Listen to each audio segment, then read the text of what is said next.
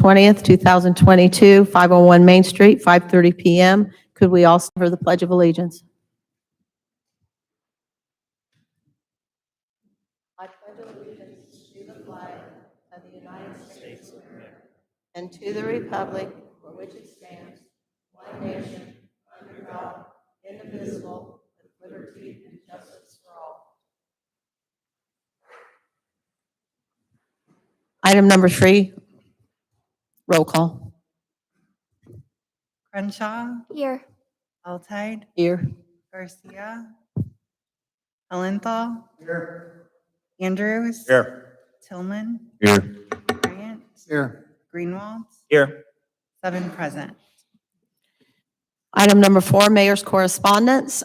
We have a lot going on again over the weekend in Keokuk, Iowa. Tomorrow night, Friday, October 21st, Keokuk Chiefs football game, 7:30 at Calvert Stadium.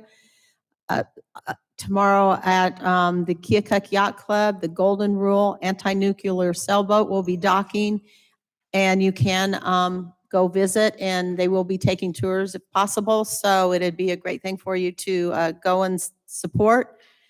Lake Cooper Haunted House is from 6 to 10, Friday night and Saturday night. And tomorrow night at the Grand Theater is Nalani and Friends at 7:30, and that is $20 for admission. Saturday, October 22nd, pancake and sausage breakfast at 8 a.m. at the Union Depot. It's a free will donation, and proceeds go to the depot. Again, the Golden Rule sailboat will be open for at the Southside Boat Club for at the Yacht Club, I'm sorry, for tours. And then tomorrow night from 5 to 8 at the Trinity Methodist Church, there'll be a program and a potluck dinner. Then they will explain to you and give you the history of it. Let's see, what else? Lee County Sheriff's Department on Saturday will do an all tricks, no treats, and it's at the Lee County Fairgrounds for all the kids that want to go trick-or-treating a week early. K-Play will have a special needs trick-or-treat at their 720 Blondo building from 5 to 7 p.m. Sunday, there'll be trunk or treat at 2 p.m. down at the Southside Boat Club. Friday, October 28th, trick-or-treat on Main Street from 3:30 to 5 o'clock. And if you didn't see that last year, it's amazing how many kids are walking up and down our Main Street. It's a great thing to see. Sunday, October 30th is a bluegrass afternoon at the Trinity United Methodist Church, a free will offering to come. And Monday, October 31st is trick or treat in the city of Keokuk. It's from 5 to 7, and it starts with first stop at the mall. So we're going on to item number 5, and it is citizens' request. And you should try to keep your request under 5 minutes. Try to not, if there's more than one person coming to talk about whatever you're talking about, try not to have it be a repeat, and state your name and your reason for why you're here, and please speak into the microphone. So whoever is here wants to go first. Microphone's yours.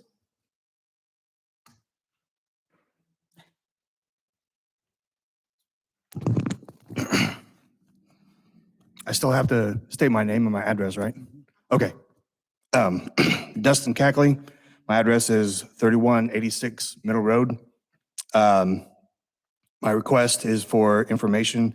I understand there is an email list that you can get on to be emailed the minutes and the process, or like the minutes and the agenda for the meetings. Is there an email list that you can be emailed that stuff, or? Yeah, you just have to talk to Amy Benson and she'll add you to the list. Okay. All right.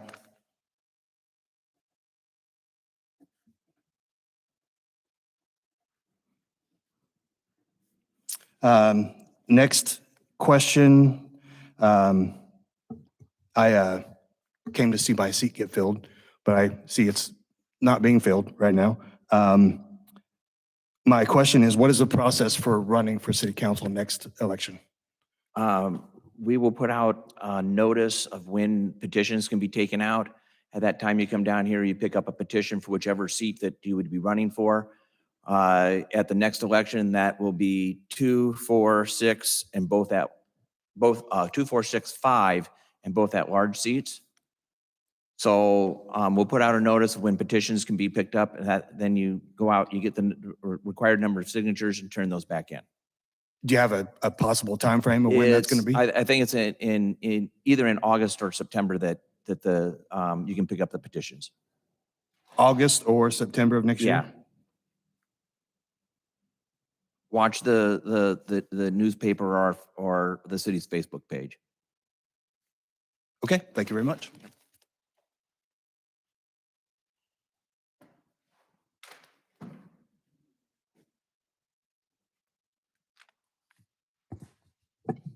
Hi, my name is Amanda Rogers. I live at 1307 Blondo Street here in Keokuk.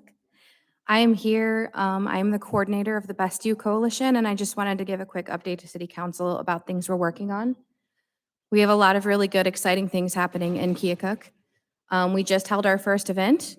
It was last Saturday. We did a free family night in Rand Park after the Fright Night event. We had about 50 people attend, even though it was really cold. So people really enjoyed it, and it was nice to connect with people that I'd never met before. If you look in the handouts that I passed out earlier on the first page, there's a list of coalition projects. I just want to point out a few things. Merchant alcohol training, there's also a flyer in this packet on that specifically. We've been offering that now in Lee County for the last couple of months, and it's been pretty well attended. I've been fortunate to be able to partner with Iowa ABD, and they have been coming to my last couple trainings and will continue to come so that they can answer questions, which has been a wonderful resource for our community. We will begin doing some merchant compliance checks here in Lee County in January. We're partnering with local law enforcement. So in order to prepare businesses for that, we do this merchant alcohol training. So I would recommend anybody who has, especially young people, that sell or serve alcohol. It's a free training, teaches them how to check ID, how to reduce harms in our community related to alcohol, and just gives them some self-confidence when they need to refuse a sale. Something I'm very passionate about that's just started is working with youth in our community. I have a group at the YMCA during their teen center. I have 14 sixth graders and 1 7th grader. They are amazing young people. They are very passionate about this community, and they would like to do some really big projects over the next couple of years revolving around substance use in our community. So I'm excited to see what they're going to do. I'm hoping that I can get them here to talk to you because it's great to hear from them. I also get to work with a youth leadership group at the high school here in Keokuk. We've got 10 kids, and again, we're going to be working on some pretty exciting projects. They're a very passionate group as well. In this packet, I'd like to point out the special events planning. I do know that there is, in the work group after this meeting, talk about selling alcohol at community events, especially like at Rand Park at the Pavilion. We don't condone or deny that. That is completely up to you, what you guys decide to do. But we have included some best practices in here to help keep our community safe. Keokuk really needs to become prevention-minded, and that's what this is for. There's a checklist of really great things to make sure that we are doing our best to make sure that youth aren't getting their hands on alcohol, that we're keeping our community safe, that people aren't being overserved and then driving. So lots of really good best practices, and I encourage you to look that over. And of course, if you have questions, my contact information's on that first page. So thank you guys very much. Thank you.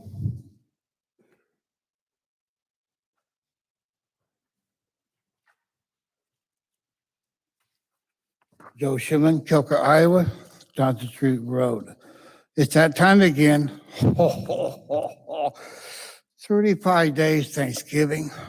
We open to Christmas. 35 days. Christmas 66 days away. So I'm asking for help. We're going to be start setting up next week. We will be locking the gates at the park. So I hope everybody come out and enjoy. Thank you. Anybody got any question? I'm saying come out and help. Need everybody at the park at 9 o'clock in the morning. Then we'll split up, go that way. I do have 20 new items this year. So the park's gonna get full. Anybody else?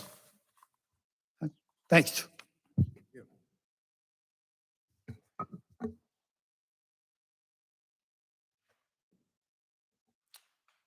Are there any more citizens' requests? Okay, we'll move right along. Consent agenda. Minutes of the regular city council meeting and council workshop of October 6, 2022. Resolution approving a liquor license for Southside Boat Club, 625 Mississippi River Drive, effective October 31st, 2022. Class A liquor license with outdoor service and Sunday sales.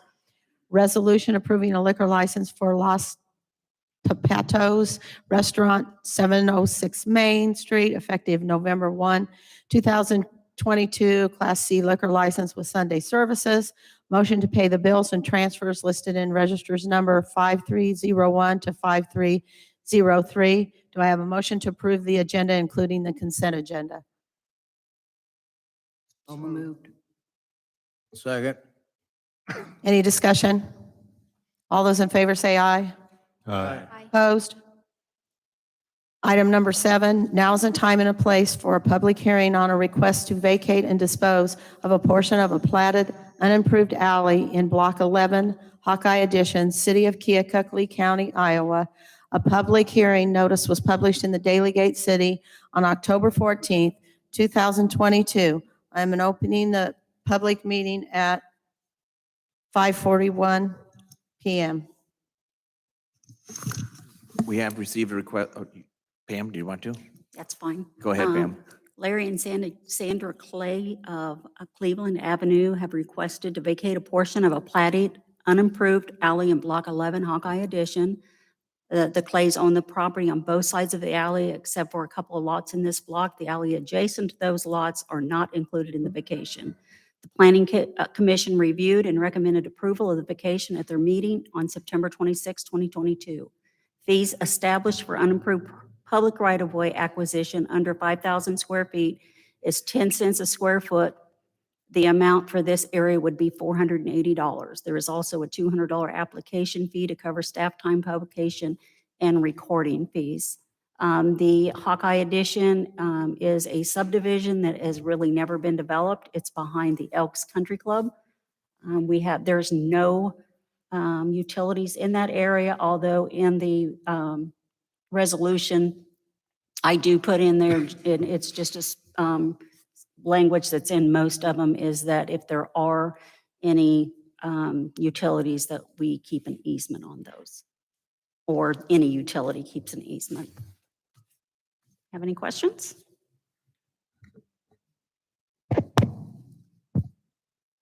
Any more discussion? Pam, I have a question. Okay, on this here, there's no, that alley there. Nobody uses that, correct? Correct. It's not improved. It's not open. It's, yeah, I think he has put gravel in that area for their use, but no, it's not used. Okay, all right. Any further discussion? City Clerk, any written comments or objections being received? None. Therefore, being no further comments or objections on this matter, I will close the public hearing at 5:43 p.m. Consider resolution to vacate 20 feet by 240 feet platted undeveloped portion of the alley in the Hawkeye Addition and convey aid property to a budding property owner. Do I have a motion to approve?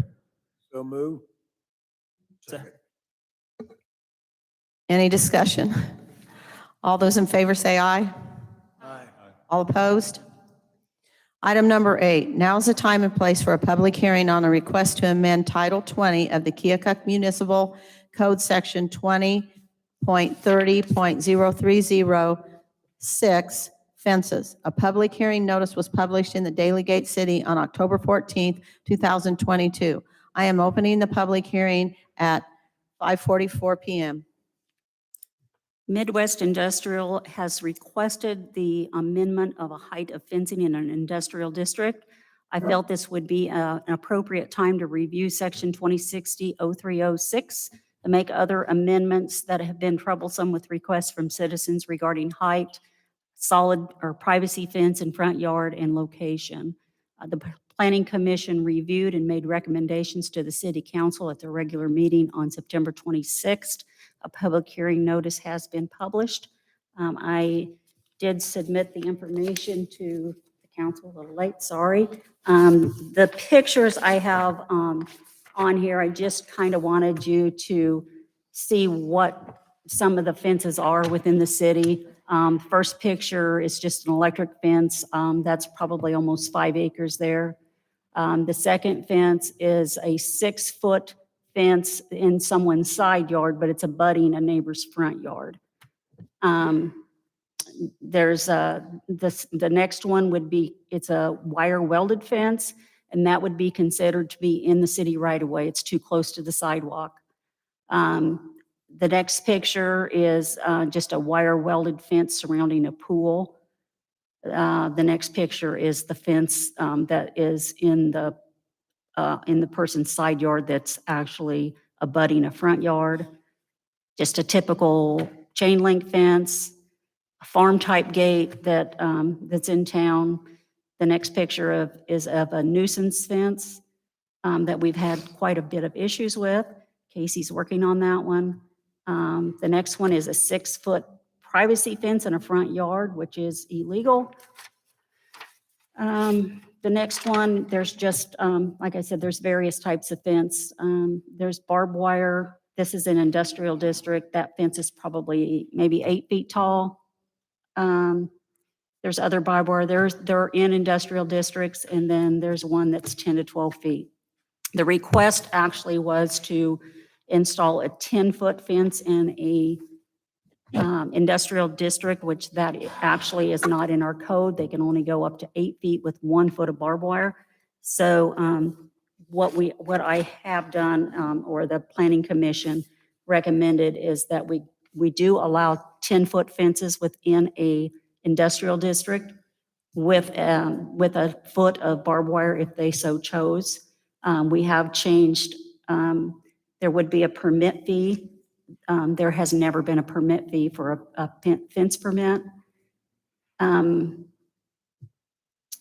We have put in their customary fence materials, so we really don't, we would prefer that we don't have fences made of pallets and that type of stuff.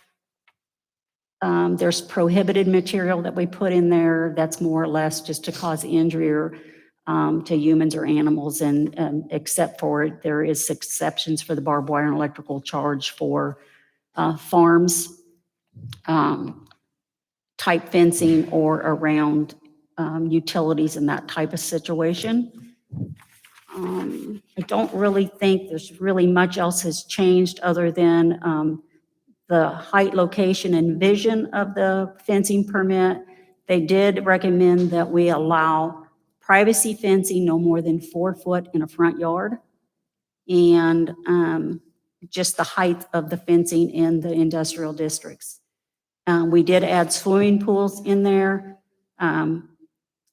Anything over 24 inches in depth, that would include in-ground, above-ground, and on-ground swimming pools, hot tubs, and spas, that a fence would be required to be around those. We do have that adopted in the residential uniform, not the uniform, international codes, but it would just be more specific and simpler if we have it in our actual fence ordinance. Really, other than that, there's not a lot of changes. It's not on tonight's agenda. I just wanted to have the public hearing. I wanted to discuss it with you last council meeting, but we ran out of time. So it'll be on the next one if you don't have any issues. It will go to Jim Dennis for review before it comes back to the council.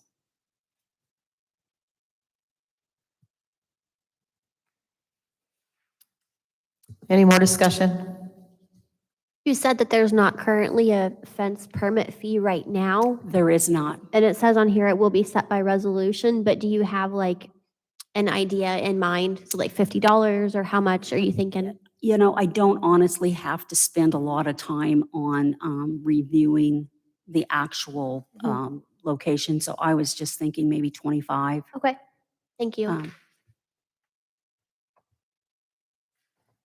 Pam, in these pictures that you provided for us, are all of these pictures examples of infractions? No. Some of them, the ones that are barbed wire, them are existing fencing.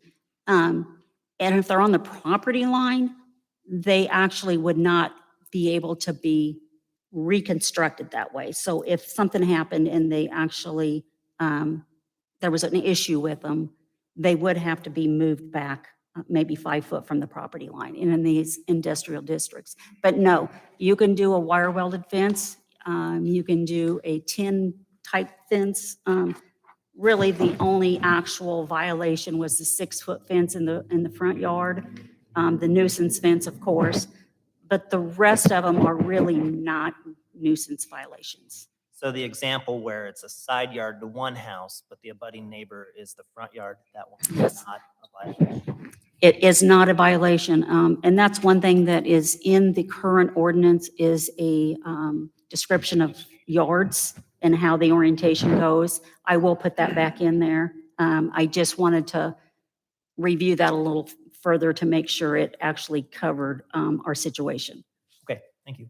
About the one in the front page, bottom middle. I didn't hear that. Yeah, that one's in violation, yes. And so in the ordinance, it does state that if it is a permitted fence, you can keep it. If it's not a permitted fence, you're going to have to correct it. They will have to correct it. So Pam, a privacy fence, it can't be put up in the front, can it be put up in the front yard? At this point, no, it does not. Has to We be do not opaque, right? allow a privacy fence in the front yard, but in the ordinance, it will allow a 4-foot privacy fence in the front yard. If the council's okay with that, if you're not, we'll take it out. And then if they have to put a fence around a swimming pool, even a 2-foot one can't be in the front yard, right? Am I right? It is in this ordinance here. It's not in our current ordinance, but in this new ordinance, it is behind the front property line that it's required to be. Okay. Name and. Yeah, name so and I'm Torrey address. Ray, live at 3121 Brookshire Drive. I don't know if my picture's in there or not. Okay, so we have a privacy fence that protrudes 16 feet out from the plane of the front of the house, but it's on our side yard. And then it goes straight down that way. So that was approved back in 2008. So I don't see anything wrong with that. We were told that it was fine because it doesn't block any traffic. There's no vision problems. Everybody likes the fence. There's no neighbors on either side. We own both lots. So I don't know if that helps or not, but we don't want to have to move our fence. We've had it there for 14 years, so. Pam, So on this situation, you're Tori, yes, I'm sorry. So in this situation, I did look up the fence permit that was issued to that address.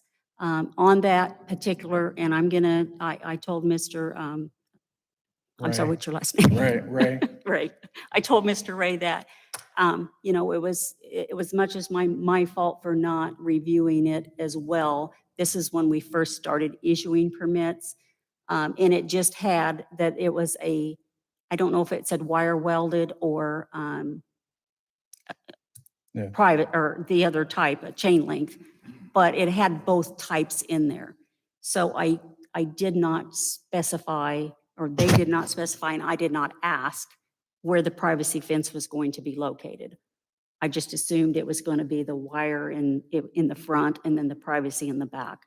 So I'm not asking you to move that fence. That was, it was a mistake. But when you're wanting to construct the new fence, it's going to have to comply with whatever code. And I'm fine with that. Yeah. Yeah. Yeah, that's all I asked, so. All right, thank you. Thank you. Any more discussion? Item number 9. Oh, I'm sorry, I got to close this. Okay. City Clerk, written comments or any objections have you received? None. There will be no further comments or objections on this matter. I will close the public hearing at 5:55 PM. Item number 9, now is the time and place for a public hearing for consideration of an application for a comprehensive neighborhood revitalization planning grant from the Iowa Economic Development Authority Community Development Block Grant Program. A public hearing was published in the Daily Gate City on October 14th, 2022. I'm opening the public hearing at 5:55 PM. She's got something to. Is Do you there- need, I was just you need- okay, hang on. Looks like somebody else already has that. Hang on. I just. Hang on. Make it less confusing. All right, so I have space over here, so I'm going to. Oh, come on. where's my mouse? Come on. Close that one.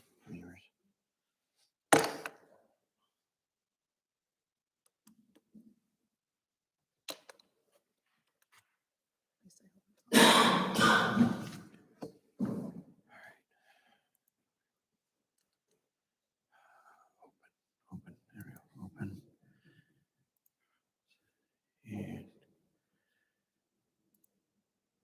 that's you? Mhm. Okay. Come on. All right, so let's go down here. I think I gotta close this one, hang on.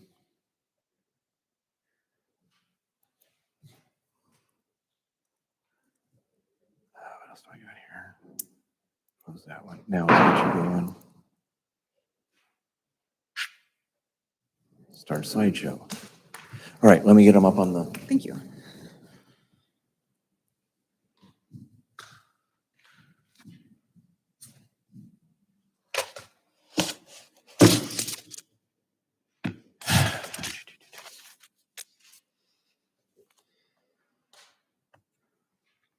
Good to go. Okay. I'm Sarah Hecox with the Southeast Iowa Regional Planning Commission. And we're working with the city to apply for a grant. We're required to hold a public hearing. This is for a new program, so I kind of put a couple of the new rules together for you to look at. So the Iowa Economic Development Authority is no longer offering the owner-occupied rehab program. If you remember, the city currently has one now that open that was awarded. We've utilized this program in the city often in the past. So they are eliminating that program and are going to offer a new program that's available to revitalize entire neighborhoods. So the city's staff has identified the need to apply for these funds to rehab existing housing stock and to remove blighted structures, to improve infrastructure and improve blighted neighborhoods. The grant would benefit the city in a planning study for the neighborhood and would determine which activities would be utilized for the neighborhood. So the grant will be funded with a community development block grant. It is a comprehensive neighborhood revitalization planning grant, and it is due November 1st of this year. So the maximum you can apply for is $25,000, and the city plans on applying for the $25,000 with the CDBG.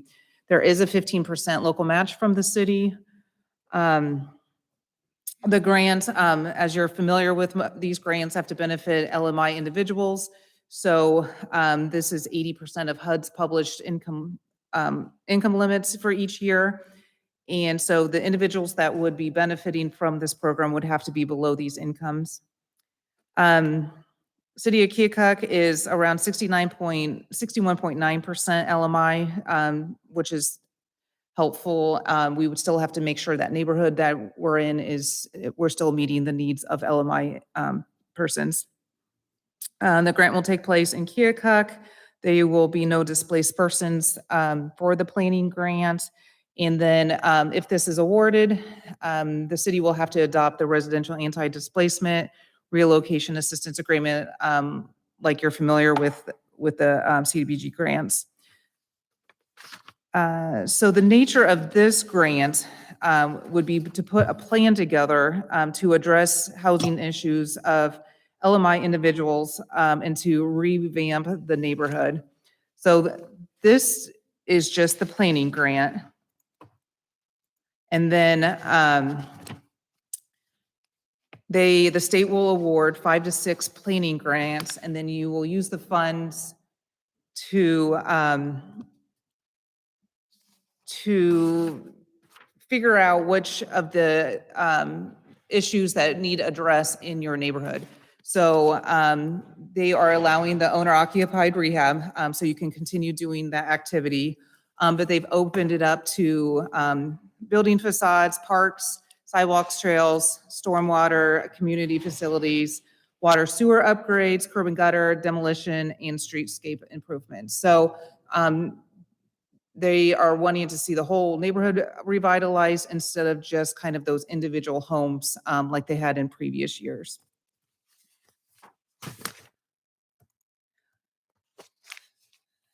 So you have to combine at least 3 or more of those items on the previous slide in your planning.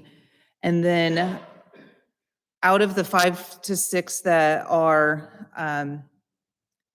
selected, they will be asked to submit an actual grant, and this will be in 2023. So if Keokuk is selected, you would apply for the actual grant, and it's for 1.75 million.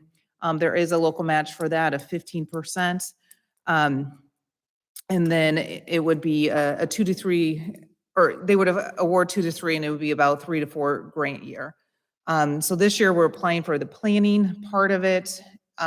If the city selected, next year we would apply for the actual grant. Any questions about the program? I have a question. So do we have to have our area and our neighborhood picked out by November 1st? Mm-hmm. Yep. Okay, so have we started that yet? Yep, I've been We working have, with Pam yes. and Okay. Casey. We've actually, there's a couple different areas that we're looking at. We haven't made the final determination, but Okay, so we Um, do have to narrow it down to one. yeah. Okay. Yep. And I can send those areas out to the council for you Okay, to that would be review. great. Yeah, I'd like to look at it. There's not, I think they want under 200, a maximum of 200 households is kind of the neighborhood, Okay, how big they want it. thank you.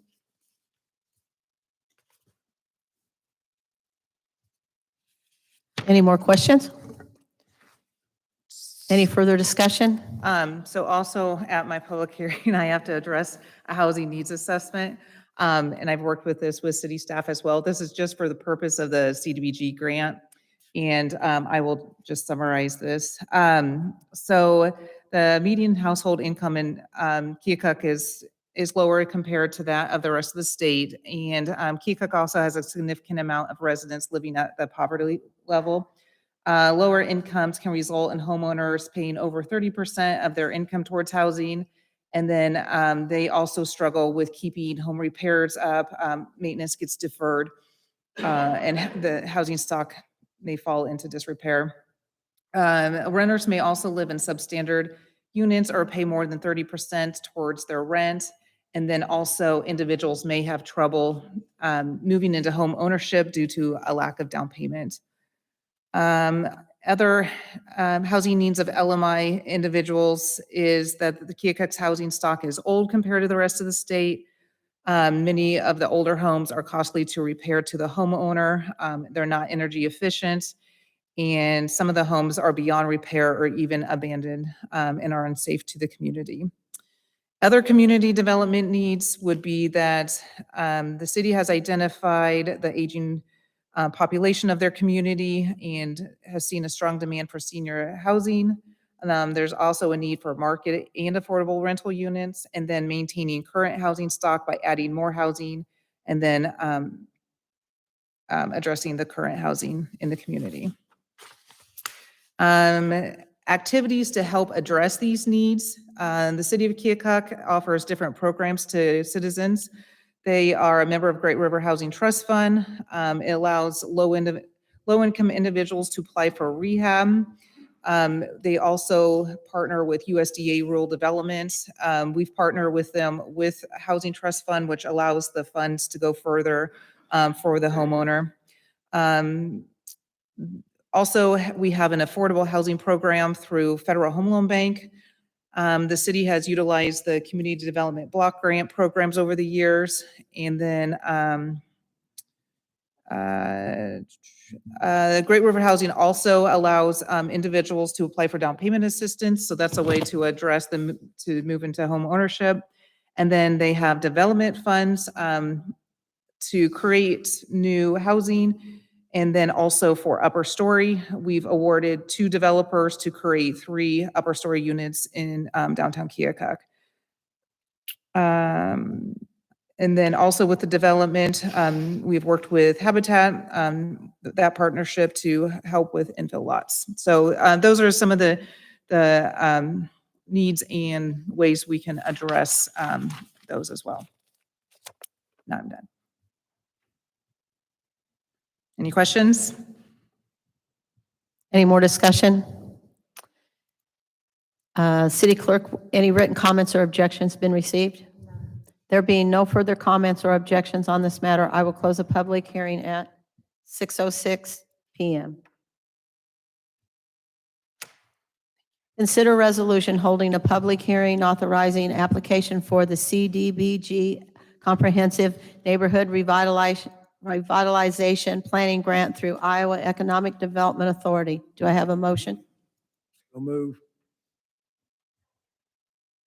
Any discussion? All those in favor say aye. Aye. All opposed? Motion to, item number 10, motion to approve the second reading of amended ordinance, amending ordinance number 2018, granting it to Interstate Power and Light Company, its successors, and assigns a non-exclusive 25-year franchise to acquire, construct, erect, maintain, and operate an electric system in the city of Keokuk, Iowa, and to furnish and sell electric energy to the city and its inhabitants, and requiring said company to pay a franchise fee to the city of Keokuk. Do I have a motion to approve? So moved. Second. The General Fund Committee met and considered alternatives for the electric franchise fee. Alliance fee structure makes it difficult to set different rates for different class of users. The committee looked at setting the fee at one amount for all users. The option of rebating back a portion of the franchise fee for users that have all or a portion of their electric usage tax exempt was debated. However, the consensus of the committee is that this option was too cumbersome to administer. Therefore, the General Fund Committee is recommending the electric franchise fee be set at 2% for all users.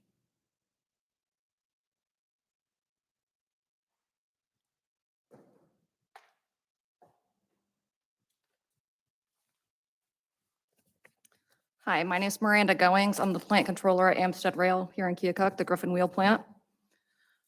So we spoke to you guys last year when you were putting this into place, told you our concerns. We're a year into it. We definitely still have the same concerns. So this is just kind of an impact statement of what we've seen for the last year or so. So just a little bit about us. We are a manufacturer of railroad wheels. We've been operating here in Keokuk since 1977, so we are celebrating 45 years here. We do employ just over 200 employees as well as many contractors in the area. So we are infusing a lot of wages and contractor monies into the area. Our main competitors include China, Ukraine, Russia, and Japan. I'm sure you know China, their big thing is low-cost producer. So that's the area we have to live. So that's why things like the franchise fee are really important to us. We are located on the northwest edge of Keokuk at the junction of Carbide Lane and the bypass. We have 2 Alliant Energy substations on our property. One of those feeds our plant. The other one feeds other industrial customers in town. So all of our power comes directly from out of town to that substation to our facility. We do have 3 electric arc furnaces with a 25-ton capacity each to melt scrap steel. So electricity is one of the main inputs into our process. So that's why it's a big deal for us. Each of those furnaces has their own 15 MVA transformer. Those 3 transformers are fed off of a single Alliant Energy meter. We call that the furnace meter. We have a second meter feeding our facility. That one we call the plant meter, and it handles the plant electric load. So motors, compressors, robots, everything else it takes to make a railroad wheel. And it also powers the office building. We have about a dozen offices and 3 or 4 locker rooms in our office building. So we don't have a big office facility.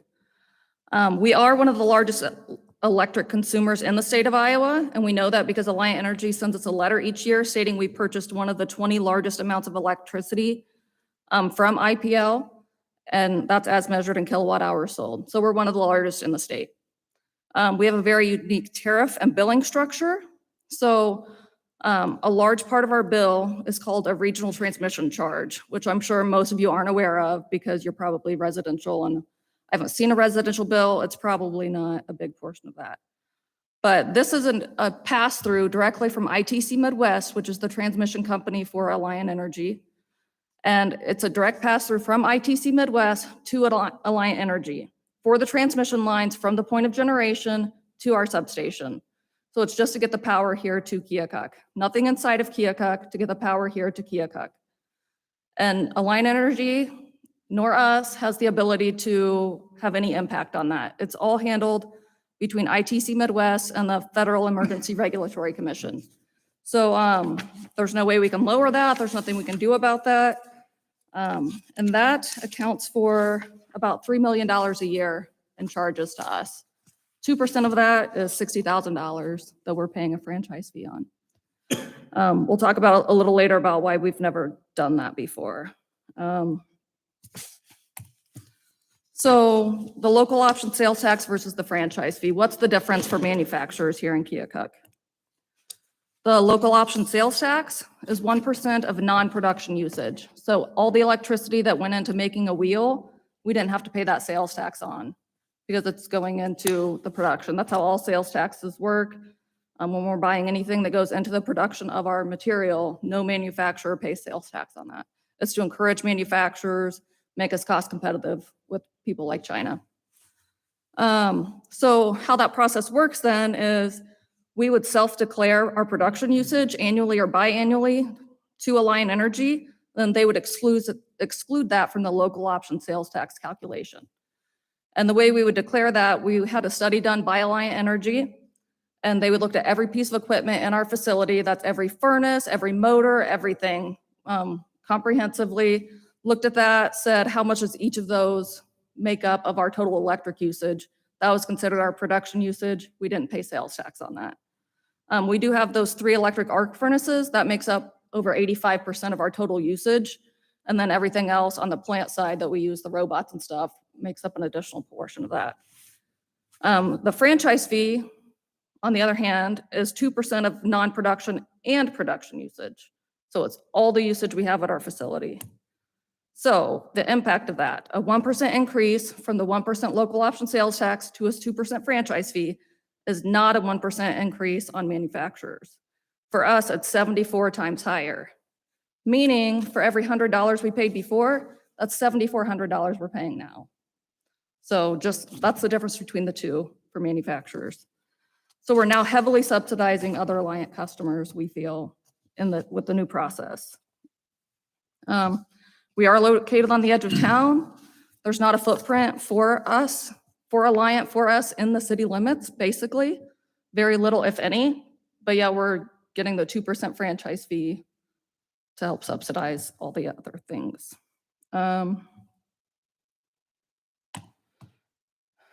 And franchise fees are not a fee on Alliant Energy. 100% of that gets passed through to the customer, us. They are a tax on manufacturers. At the end of the day, we are the ones footing the bill. Alliant Energy has no impact. So it's directly impacting manufacturers here in the city, though. Some things that we're trying to do to help mitigate some of this. So we hosted the Iowa Utility Board Chairwoman Huser to discuss this and other utility issues. They did recommend that we look at filing a complaint with the Iowa Utilities Board to make Alliant be part of the solution, right? So they said that they couldn't break out any of the billing and stuff.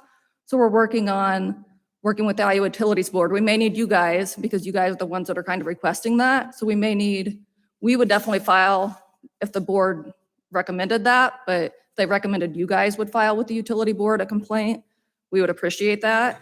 So we do think, I mean, there's a way we did it with the local option sales tax. Why can't there be a way we can do it with the franchise fee, I guess. So we are looking at some ways to get Alliant participating in the process a little more than they have been. Other alternatives we would like you to consider, the higher franchise fee for industrial customers excluding production usage. So if you wanted to keep everybody else at 2% industrials, I think you guys can go up to 5%, right? So still exclude the production, but go higher. And that still encourages manufacturers way more than the current process. And then also rebates for production usage. You say it's cumbersome, but I mean, if it saves jobs here in the city, it might be worth reconsidering. So that's all I have. Any questions? So you said that Alliant Energy sends you a thing every year, tells you you're in the top 20. Mhm. I'm guessing that also means you're paying the least amount per kilowatt compared to other competitors in the same industrial market? Because they're cutting you a break because you're buying so much, you're buying in so much bulk. So to clear it out, I guess, to make it real, the simple question here is, you got a competitor across the street doing the exact same thing, Mhm. but he's not using near that electricity. He's paying a higher kilowatt per hour than you are. Is that right? Not necessarily. So, I mean, you know how difficult it is to get information from Alliant. So it's hard to say apples to apples, this is the same thing. I mean, Steel Castings was right next to us. They're a steel foundry as well. Alliant has different tariffs. So the tariff we are on, I mean, when we compare ourselves to, we have facilities in Kansas City, Kansas, and Columbus, Ohio. When we compare ourselves to Columbus, Ohio, we pay way more in electricity than they do. They're deregulated, so they're paying way less than we do. But Alliant doesn't feed Columbus, Ohio, correct? Correct. So you're not even, I mean, you're talking about apples and oranges.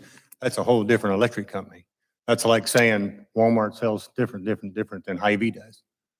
You know, that's not really I mean, I could apples, tell, guess. well, I mean, I know what we pay per kilowatt hour. I don't know what the guy across the street Well, pays. So I that's- can't say that we pay more or less. I don't know that for sure. And I know we pay a after lot, this- so it's hard for me to believe that we pay less. After than this anybody. came up a month ago, I got on and I did some looking at Alliance tariffs and some of that. And it is.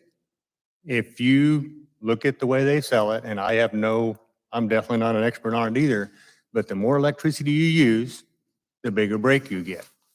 And that goes pretty much for everybody except residential. And they're doing the same thing. This company's spending that because they're trying to encourage you to spend more money on electricity. So if you spend more, they're giving you a bigger break. That's So- true to a certain extent. So we do have a kilowatt hour charge on our bill. We also have these fixed costs like these regional transmission charges, which are $3 million a year. And that's only a portion of our bill. We pay that $3 million a year, whether we make wheels 1 day a year or 365 days a year.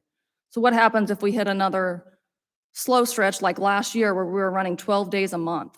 We still owe Alliant ITC Midwest $3 million, and we're still paying the city $60,000 on that, even if our income is cut in half, a fourth. But turn that around the other way. Now you make wheels 24 days out of the 30 days. Mhm. You still only pay that $3 million. We're using more electricity, we pay more. You're using more, so your contract only goes one way.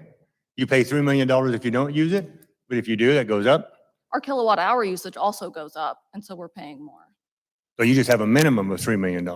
Yes, that's the baseline, and Okay. it goes up from there. Because I guess my real question here is, and the thing that was brought up, that your complaint was, well, we're going to pay 90% of the franchise fee. You're also using 90% of the electricity. You know, it's not like you're using 10% of electricity, but you're paying the most in a franchise fee. We're not using the city's electricity. You're in city limits. It is It's still Alliant Energy. We get it through Alliant. Alliant's the one that came to us with this. 2% is 2%. So if you were using $10, you'd be 2% of $10. But if you're using that much electricity, then it stands to reason you're going to spend more money in franchise than the guy down the road that's not using that much electricity. I think one of the points that the company is making is that for a residential customer, a 2% franchise fee is actually only a 1% increase in their bill, because once we impose a franchise fee, we can no longer collect the local option sales tax. So on residential and commercial, where we were collecting the 1% local option sales tax, that goes away and it's replaced by the 2% franchise fee. So for those customers, a 2% franchise fee is really only a 1% increase. For industrial customers, because they can have the electricity used in production exempt from all sales tax, including the local option sales tax, by imposing a 2% franchise fee, they get a 2% increase on their bill. We pay 74 times more than we paid before. If we were paying $100 before, now we're paying $7,400. That doesn't make sense. I mean, I'm not a genius in math, but 1% versus 2%, it shouldn't go up that much. But what it is what they're saying is from January 1 of this year, they're paying more because we instituted the franchise fee beginning January 1 of this year. That's what they're going off of. Well, I guess what I'm looking at is if it's a fee off of what you're paying, and we're going to use $3 million, 1% of $3 million is 1% of $3 million. 2% is going to be double that. I mean, that's simple math. So if you're telling me you're paying more, that tells me you're also paying more to Alliant and you're using more. If you've gone up that much, it's not just that 1% increase that's doubled that. No. There's a lot of other numbers going on there. Council member, they could use less power than they did last year and still pay more because they are paying 2% more for that power because of the franchise fee. Franchise fee. So in my example, the $3 million that we're paying as part of that regional transmission service charge, that was all used in production. We were paying 0 sales tax on that because of the local option sales tax. It was excluded because it's part of production. Now we're paying 2% on that 3 million. That's the difference.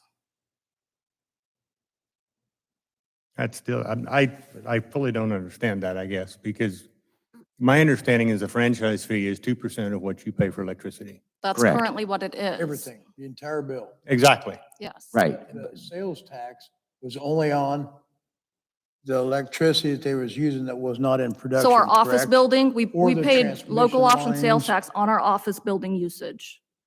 They have two streams of electricity.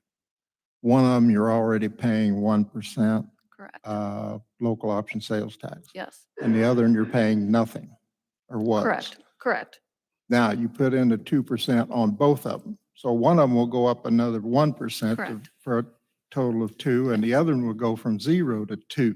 Yes. You're saying, you're asking that one option that we could invoke is that one that went from 0 to 2, we could exempt you from that. So it'd be just the same impact as residents. Residents, what you were paying 1% on, now you're paying 2%. Industries, what you were paying 1% on, now you're paying 2%. This is Nothing true. more. This is true. You But- also are saying that residents and other people are using because see, we have a problem here with revenue. We I got. get it. But understand something that I've lost my train of thought. But with the franchise fee, okay, so it's the option of exempting your production, right? The problem we have with that is that with Alliance fee structure, there is one manufacturer in town that we can't exempt because they fall into a fee code or a tariff, right? That includes 700 or 900 more customers. And the only way that they suggest that we can write an ordinance is to say, okay, you're going to exclude these fee structures from the 3% and just charge 1%. What that means is that one manufacturer gets left out. Right. Okay, so that's the problem. We cannot do that exemption option. The only other option that's on the table for other than setting it at 2% is to do the rebate option. And if the council wants to discuss that, I have looked at some additional information on how the city of Dubuque handles it, and it actually looks a little less cumbersome than what we thought. We could rebate the production side of this, an option. You're not quarreling or questioning the other 1% raise that you already pay one on, going No. from 1 to 2. No, we would agree with that. Well, do you have any numbers on the difference to the amount of money that is trying to be generated to the general fund between those two options? I appreciate you coming in because I wasn't clear on what you just brought up, and that's why I had to ask Cole a couple questions. And these are things I don't think that the council actually realized, Right. because what I heard, and I could have, I'm sure I misunderstood, what I heard from Alliant was the different tariffs and stuff, but I didn't realize the transmission fees were in there and all this other stuff. So I really appreciate you guys coming in and explaining this a little bit better. Yeah, and thanks for having us. And it is complicated, I realize that, and we are Yeah. very unique in our tariff structure, so there probably aren't a lot of people. We're trying to find revenue to support our services, keep our town alive. We're also trying to keep our industries and everybody else here to keep our town alive. So Right. we're playing teeter-totter, and it's really tough. Yep, And I understand. I miss a lot of things, but I didn't know you was paying 1% local option sales tax on anything. I didn't think you was paying that. Right. Yeah. local option, but Yep. You are one. They were only That is coming paying local option sales tax on a small portion. Yeah. So I am handing out also what the city of Dubuque uses for the industries to apply. So I can explain it here in a second.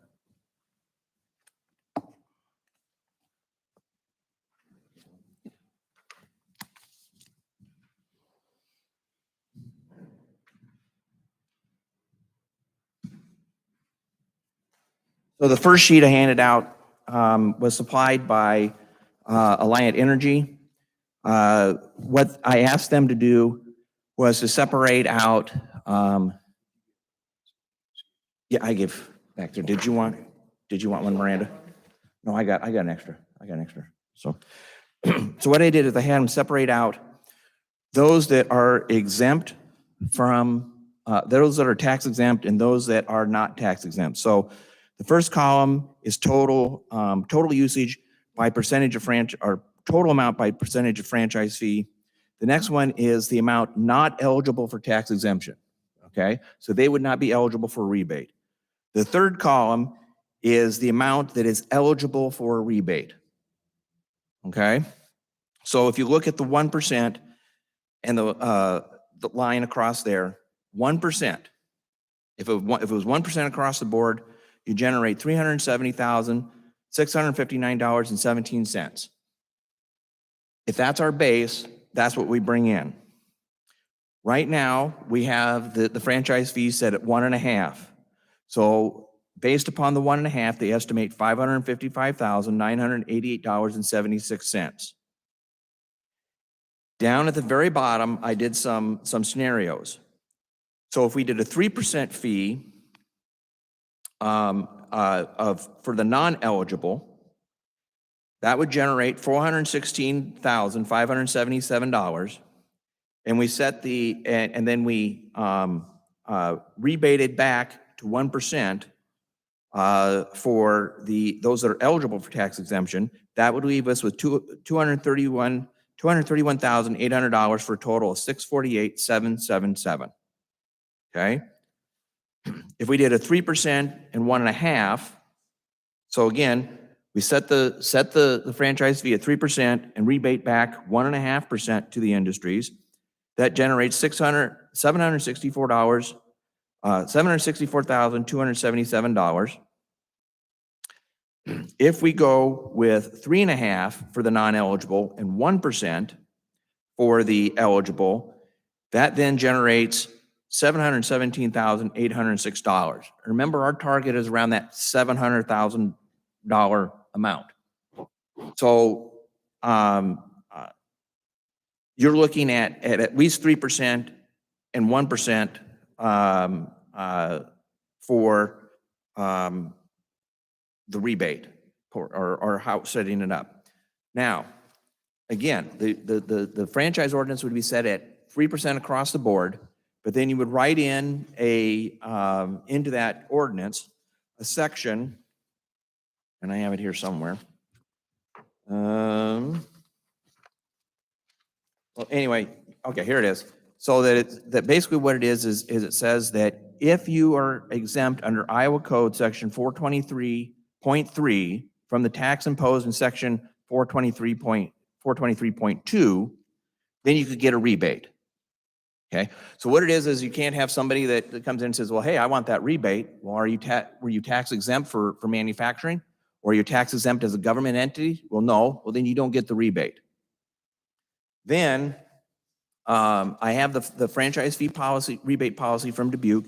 And basically what it is every month, those that are wanting the rebate have to fill out the form that I have in front of you that includes service location, utility account number, billing period from and to, bill date, amount of franchise fee paid, the percent exempt. So if they happen to be a government entity, they'll be 100% exempt, and then calculate the refund amount. Okay? They fill this out, send us their bills, and submit it. And they have to submit it every month, and they have to submit it by a certain time or it doesn't count. They don't get it. Okay? Then what this becomes, all this becomes is once they submit it, is an accounts payable that we can process. We write checks and send them out every month.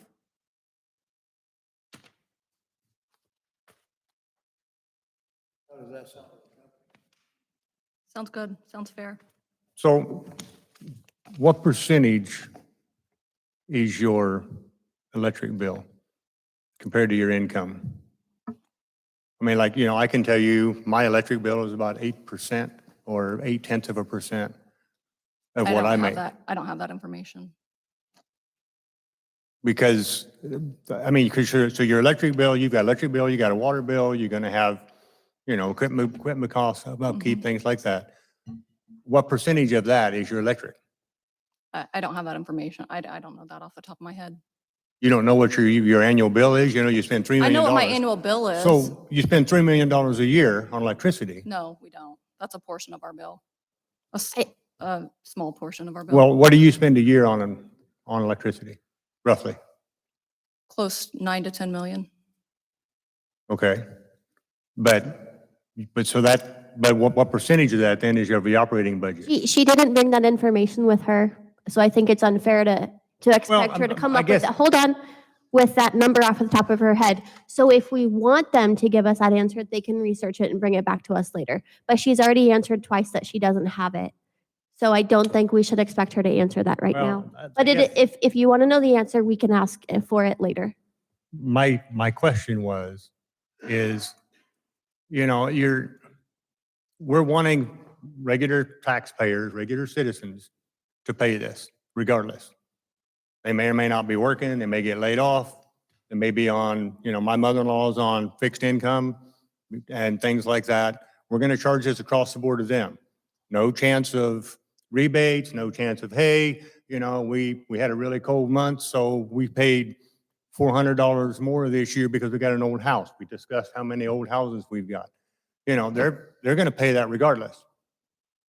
And so I guess I don't quite understand, and I'm I'm pretty old school and I'm pretty old fashioned, but I don't understand the reasoning behind you get a rebate, but regular people don't. Councilmember, I think. And that's why when it was brought up, that's why I am in favor of just a set fee across the board. Whatever we set it, I'm in favor of a set fee across the board. Well, you just contradicted yourself, because if you're talking about how these people can't pay their bills now and we're going to be asking them to pay more, why would we do that? You just Well, contradicted yourself. If now you're in favor of raising it, but you just criticized her for saying she can't afford it. Does that make sense? No, what I'm saying is if we're gonna set a fee, we ought to set it a fee across the board, make it the same for everybody. Everybody pays the same percentage because it's based on your usage, and you use more electricity, you pay more, you pay more. You know, if you've got a vehicle that gets 20 mile per gallon, or you buy a vehicle that's 40 mile per gallon, you pay the same at the gas pump Okay. regardless. That's true. Okay, guys, So that's where I'm at. I think she's presented what she's thinking, and I think that Carissa has said that if you guys can provide us with that information. I don't And need I it. just think it's time for us to move on. Thank you for your time. Well, the 1%. Madam Mayor, I'd like to make a motion that we table this item for now.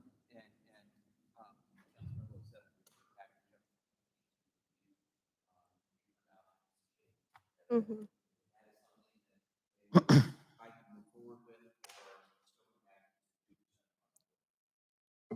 I would like to just clarify one thing here. Now, out of the three options presented with the rebate option in mind, two of those three do generate over the 700,000 that we're requesting. The difference between those two numbers, one of them is that residents and commercial would pay 3%, as well as the small portion of industry, where then the large portion of industry would be at 1.5%. The other option is where residents and commercial are at 3.5%, where then the large portion of industry is at 1%. So the difference between those two is, are we increasing the burden on the residential and commercial side versus how much are we increasing the burden on the industrial side? So I just wanted to clarify that to everybody up at the council here, that even with these two rebate options, there's going to be a party that's not going to be happy. There isn't a solve-it-all solution for everybody in the room. Well, the 1%, if We- we raise this 2%, the 1% raise I'm going to get on my electric bill of $300, $300 is what, $3 a month? That's what it's going to cost me. One question I have is that the local option sales tax that we collect goes somewhere and gets put in a big pot. And then we draw back out of that per capita. Fort Madison has already put in this franchise fee. So that pot that we're drawing out of is going to get smaller. So our part's going to get smaller coming here. Now, if we do this local option sales tax, that won't go in that pot and get developed. This franchise fee will stay in Keokuk.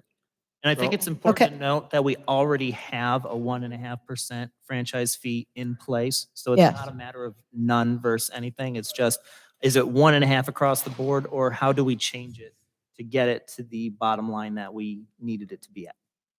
Okay, so we have a motion on the table that we need a second. I'll second that motion. Any more discussion? All those in favor say aye. Aye. Opposed? Okay.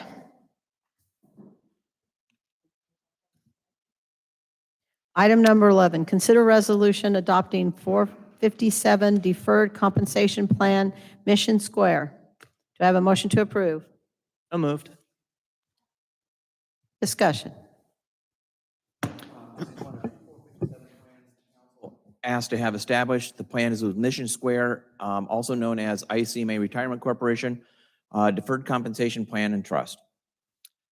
I have nothing new. Nick Bronson, Two Rivers Investments. We're here to couple with T. Rowe Price to offer a 457 plan to Which is the next one. City of Keokuk.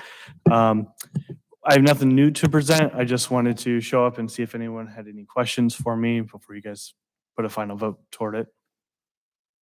Any more discussion? All those in favor say aye. Aye. All opposed? Item number 12, consider resolution Thank you. adopting 457 deferred compensation plan.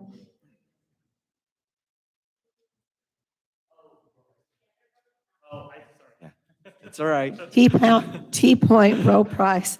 Do I have a motion to approve? So moved. Second. Discussion. So this is the second of the two 457 plans, and this one is with T. Rowe Price. Any Any questions? questions? And so we did this twice because then employees can pick which plan they'd like to go. with. Correct. The plans were so similar, and there is some preference for one or preference for the other, so this allows them to pick. Will this go into effect immediately, or are they going to be able to, is this going to start like January 1st? Well, I think what it is in order to get all the paperwork and everything together, that we'll probably start deductions January 1st. Okay. That would make it cleaner, give us 2 months to get everything ready to go. I agree with that, yeah. Any more discussion? All those in favor say aye. Aye. All opposed? Item number 13, Thank you. consider resolution setting a public hearing on the submission of a U.S. EPA brownfield grant application. Do I have a motion to approve? So moved. Second. The city of Keokuk is considering submitting a U.S. EPA Brownfields Cleanup Grant application. The cleanup grant would be used to remove asbestos-containing materials and contaminated soil from approximately 7.5 acres of the most northern central portion, also known as redevelopment plat 1 of the former Elchem Carbide property located at 365 Carbide Lane. Prior to any action, a public hearing must be held, and staff recommends November 3rd, 2022 at 5:30 p.m. Any more discussion? All those in favor say aye. Aye. Opposed? Item number 14, consider resolution approving bid for wastewater treatment plant digester cleaning. Do I have a motion to approve? So moved. Second.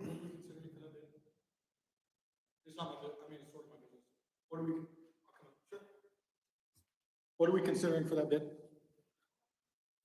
I'm sorry, Sorry, I'm Adam Johnson. I own address 1115 Blondo and 1528 Johnson Street. We're in the process of moving. I'm mudding, but I got to hear the meeting online, so decided to come down because there's some nonsense going on. And this kind of pertains to me because I also manage CCS. So I know that we had submitted a bid for that, and I didn't know what. correct.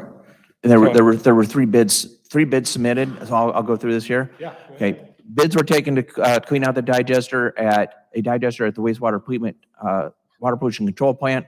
The digester has significant buildup of sludge that requires an outside firm to clean and remove.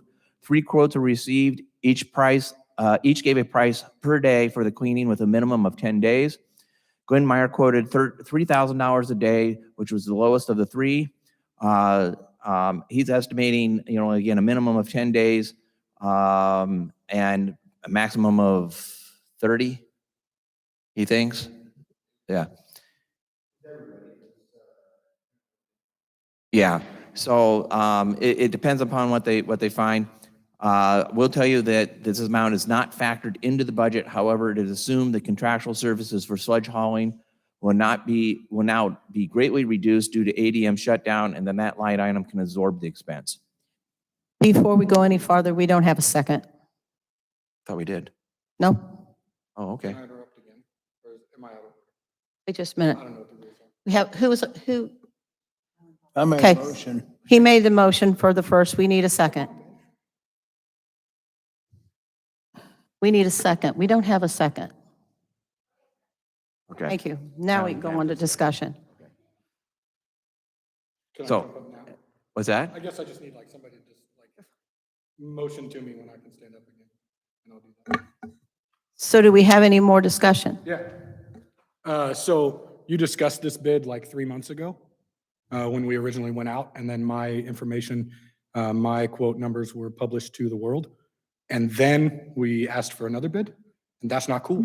That's operating in bad faith. We submitted our quote. We submitted a quote competing with HK Solutions at that time. It was published in the newspaper, I'm pretty sure. I know it was live on this because this is what I do, I guess. I just listen to meetings at home when my wife says I shouldn't come. So I'm here now. But this was discussed several months ago when you originally put the bid out. Then my bid was submitted to everybody. It's public knowledge. And then we requested the bid again from Glenn Myers without talking to anybody else. I like Glenny. Glenny's a good friend of mine. I think we're fine. But there's a reason that there's a difference in the price quotes, right? Because he knows what my numbers are. So that's not right. That's operating in bad faith. Right? Am I wrong? I don't know if we said what the amounts were. We did. You discussed it at length, and you discussed that HK Solutions had proposed a specific number of days. I did not suggest a specific number of days because, and I wrote that quote, because we have no idea. There's so much that's in discovery because you have two very large digesters. We're only working on one at a time, but you're working on one digester. You have no idea what the liquid, we can bring up the video because it's still online, but it was discussed. It is public knowledge. And then I'm not upset with anybody in particular, but if we're going to now suggest that my $11,000 a day or whatever it was somehow compares to $3,000 a day, obviously we're not offering the same service. Obviously we're not offering the same situation. There's something that has changed. And if we're going to now discuss whether the city should spend a couple $100,000, which is what we assume that it's going to be realistically, then we should stop. We should readdress the situation, figure out what we can do that's best instead of just let's spend $100,000 or assume we're going to spend 30 with Glenny and end up spending 200,000, right? Okay, I apologize. I don't remember the discussion of the actual price. I remember the discussion that It matters to my family, so Okay. I No, care. I was listening to that. meeting too. I'm not saying that you were wrong. I just don't remember it. Okay. Okay. So in, Was it supposedly discussed in a council meeting? Yep, on live, on the internet, the same way I was listening to this I'll go meeting. back through the minutes and Yeah. find out if it was in the minutes. It We is. have, we have. I do the remember agenda, it during So we the can staff. easily look. Yep, yeah, staff discussion. I remember during staff discussion, but I didn't remember We did talk about it. Amount? the amount. yep, it was. Yeah. It was the day that Dan was appointed to the council. Was the It was not long amount ago. $1? We were lower than HK, Mhm. and I know we were, because I only know that we were because you guys told me. All right. So I'm glad I came. I would have to agree with Mr. Johnson here that it does have an appearance of things got published in a manner when maybe they shouldn't have.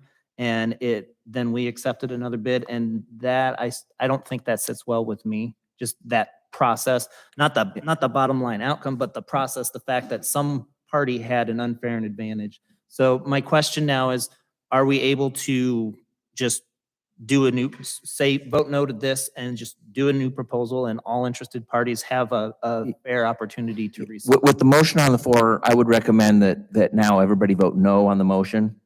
And then we would have to go back and reevaluate. And I do apologize. I just don't remember that it's at the meeting about the cleaning of the digesters, but I didn't remember that we I discussed the recall seeing amounts. Numbers. I recall there were numbers. Okay, so then that is my error. I didn't remember that when this came in. I didn't remember that we had discussed the numbers.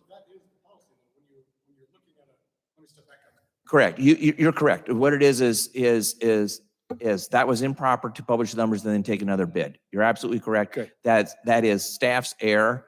And it came about because I didn't remember that we discussed the numbers. I knew we had discussed it and had gotten tacit approval to go and get a contract. I don't remember that the numbers were. So that is staff's error. And so again, we're going to have the council vote this motion down, and then we're going to reassess the process. Okay. Got him here.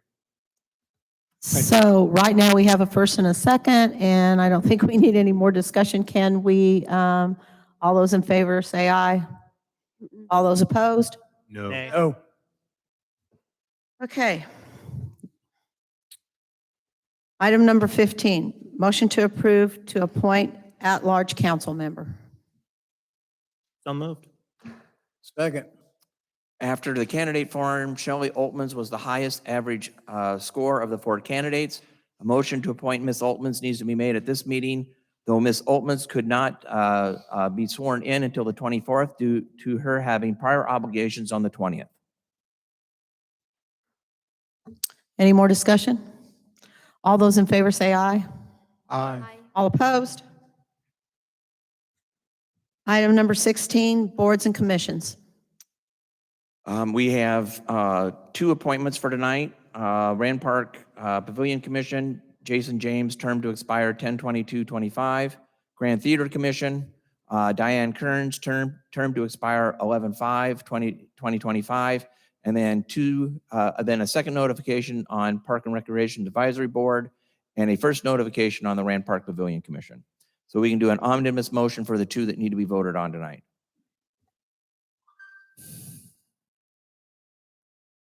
So move. Second. All those in favor say aye. Aye. Opposed? Item number 17, council liaison reports.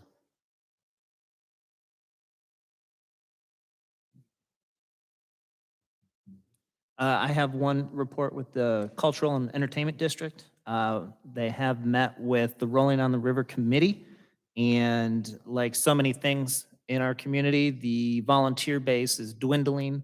The board members are getting older, and sponsorship funds are also dwindling. And so the Rolling on the River Committee is reevaluating the event in hopes that they can keep it moving forward, but they are in need of fresh blood to join that committee.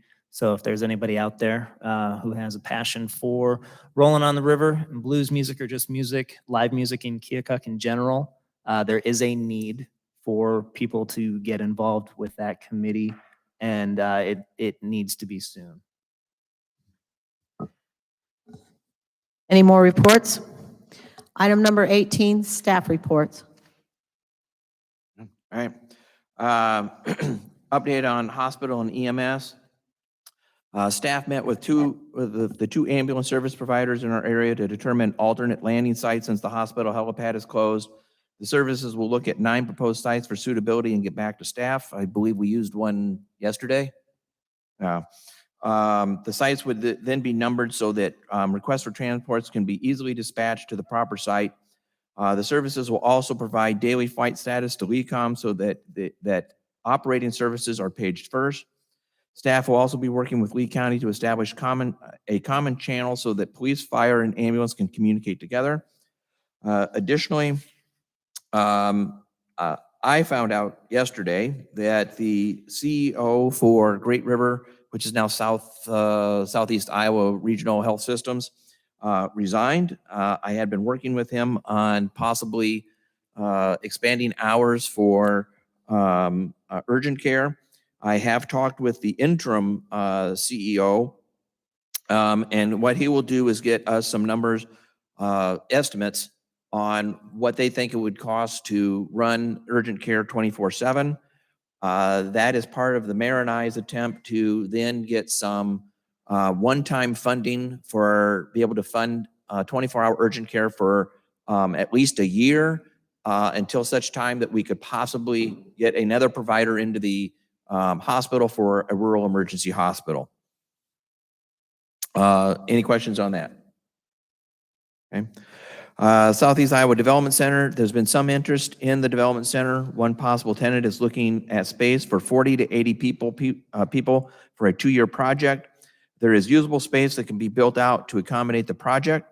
Additionally, staff is working with KEDC and Lee County Economic Development to find a property manager. With Shelley Altman's leaving the chamber, KEDC does not have staff, and Shelley was the property manager. 600 block buildings, after receiving only one non-qualified proposal, staff is looking at various options to keep the project moving. The RFP will be reopened for 90 days or until a qualified proposal is submitted, whichever comes first. Staff is also looking into how the city can start and or complete the project. There is a possibility of up to $1.25 million in a zero-interest loan. Staff would like to begin the application for this loan. Doesn't mean that we have to accept it, and we can have further discussion, but I wouldn't mind starting the application because that money can go at any time, because it's not you apply at this time, they award it at this time, and somebody gets it. It's throughout the year, anytime you have a need. So if there's not an objection, I'll at least start the application. If a qualified RFP is received, it is possible for the developer to make payments to the city for the loan, so it could become an additional incentive. Even if we don't complete the project, we can still get the loan to help the developer. I have provided to you a update on goals as required every month. Rental inspection program, 6 firefighters have completed the state of Iowa certification for building inspection. Street program, all of the streets have been assessed and staff will be reviewing the report with the council in November. Vacant building ordinance, the ordinance is ready for consideration on November 3rd. The public information was held in September. Discussion on fees will be held at are we still going to do that in the work session, Pam? Okay, so we're going to have a discussion on fees tonight in the work session. First reading of the ordinance will be November 3rd. Resolution for fees will be in conjunction with the third reading of that ordinance. South 18th Street, engineering has been engaged to start design. A committee and staff continue to search for funding opportunities. Improving the housing stock, RFPs for the 600 block of Main received, as I said before, and the possibility of the city completing the project and selling the buildings is also being considered. An application for the state pilot program has been, Pocket Neighborhoods has been submitted. An application for the planning grant prepared that we approved tonight. And again, we could get up to another $1.75 million to target an area for development other than just housing rehab, as the funds can be used for infrastructure repairs, open space creation, and housing rehab. And I think during that, it was mentioned that for the $1.75 million, that there'd be a 15% match, which is 262,000. Which come up with 262,000. But if we can do infrastructure, and the street plan is to bond once every 3 years, $5 million for streets, that can be our match. So there won't be a problem matching that $1.75 million if we get the full amount. And staff continues to address dilapidated properties through 657 acquisitions, demolition, and rehab. And lastly, I did put in front of you the final activity statement for the Aquatic Center. The Aquatic Center had a pretty decent year. They brought in $55,566.50. They expensed out $66,170.76. So they had an operating deficit of $10,604.26. Under our contract, we cover that operating loss up to $30,000. So we'll cover the operating loss, but as a bonus, they get 25% of the difference. So the difference was $19,395.74. So they'll get a 25% bonus of $4,848.94. So a total payout back to the YMCA of $15,435.20. The remainder of that $30,000 then is unspent. Questions? I have a question. For the 600 block of Main Street, it said that our proposal, it didn't qualify. What was the reason that it didn't qualify? They didn't submit all of the information, and in order to get the information, we have to sign non-disclosure agreements. Okay. Any more discussion? Item number 19, new business. With no new business out there, we'll go to item number 20, which I need a motion to adjourn the meeting. But before that, after that, we will take a 5-minute break and come back for the workshop. So move. Second. All those in favor? Aye. Aye. Meeting's adjourned.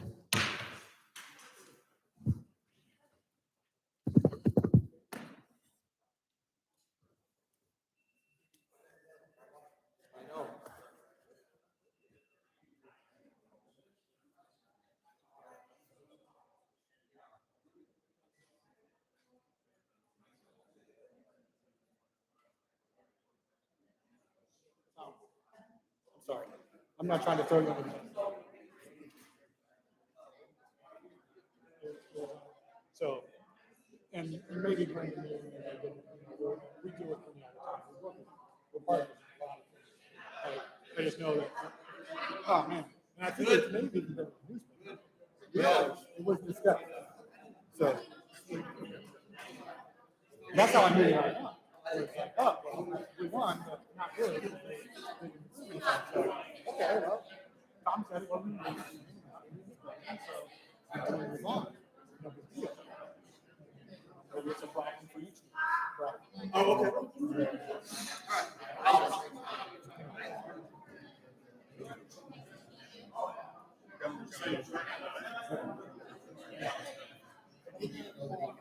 Sure. I'm not upset with you. I just, if that's public information.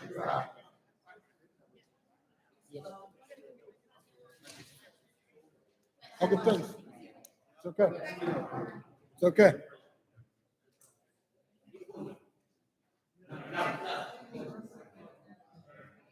So that's our fault, so it's no big deal. Well,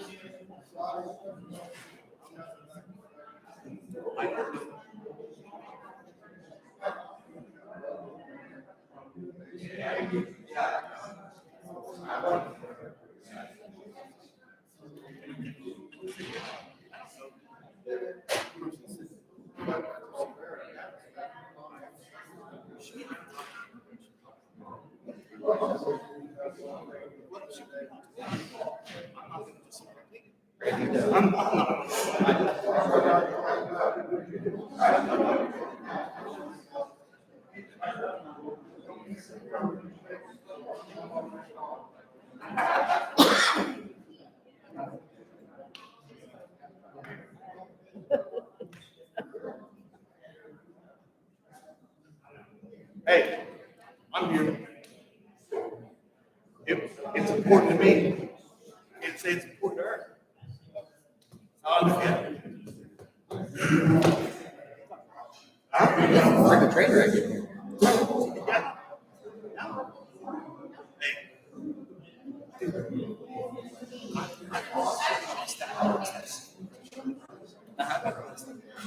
Really? That's tough. That's tough for a guy like me. It really is. That's like, I am not letting this go. Somebody's gonna see me and think, I don't care. I don't care.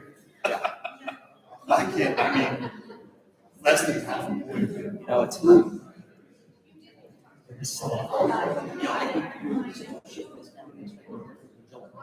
That's the definition of insanity. Yeah. You know, like, come on. Like they let you roll over there.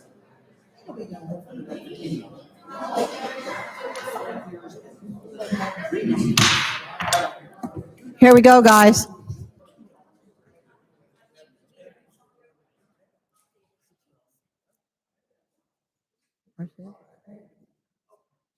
Oh, he's going to talk about. Okay, guys. Going to open up the city council workshop, October 20th, 2022, immediately following the regular meeting. Item number 1 is discussion on vacant property ordinance fees. I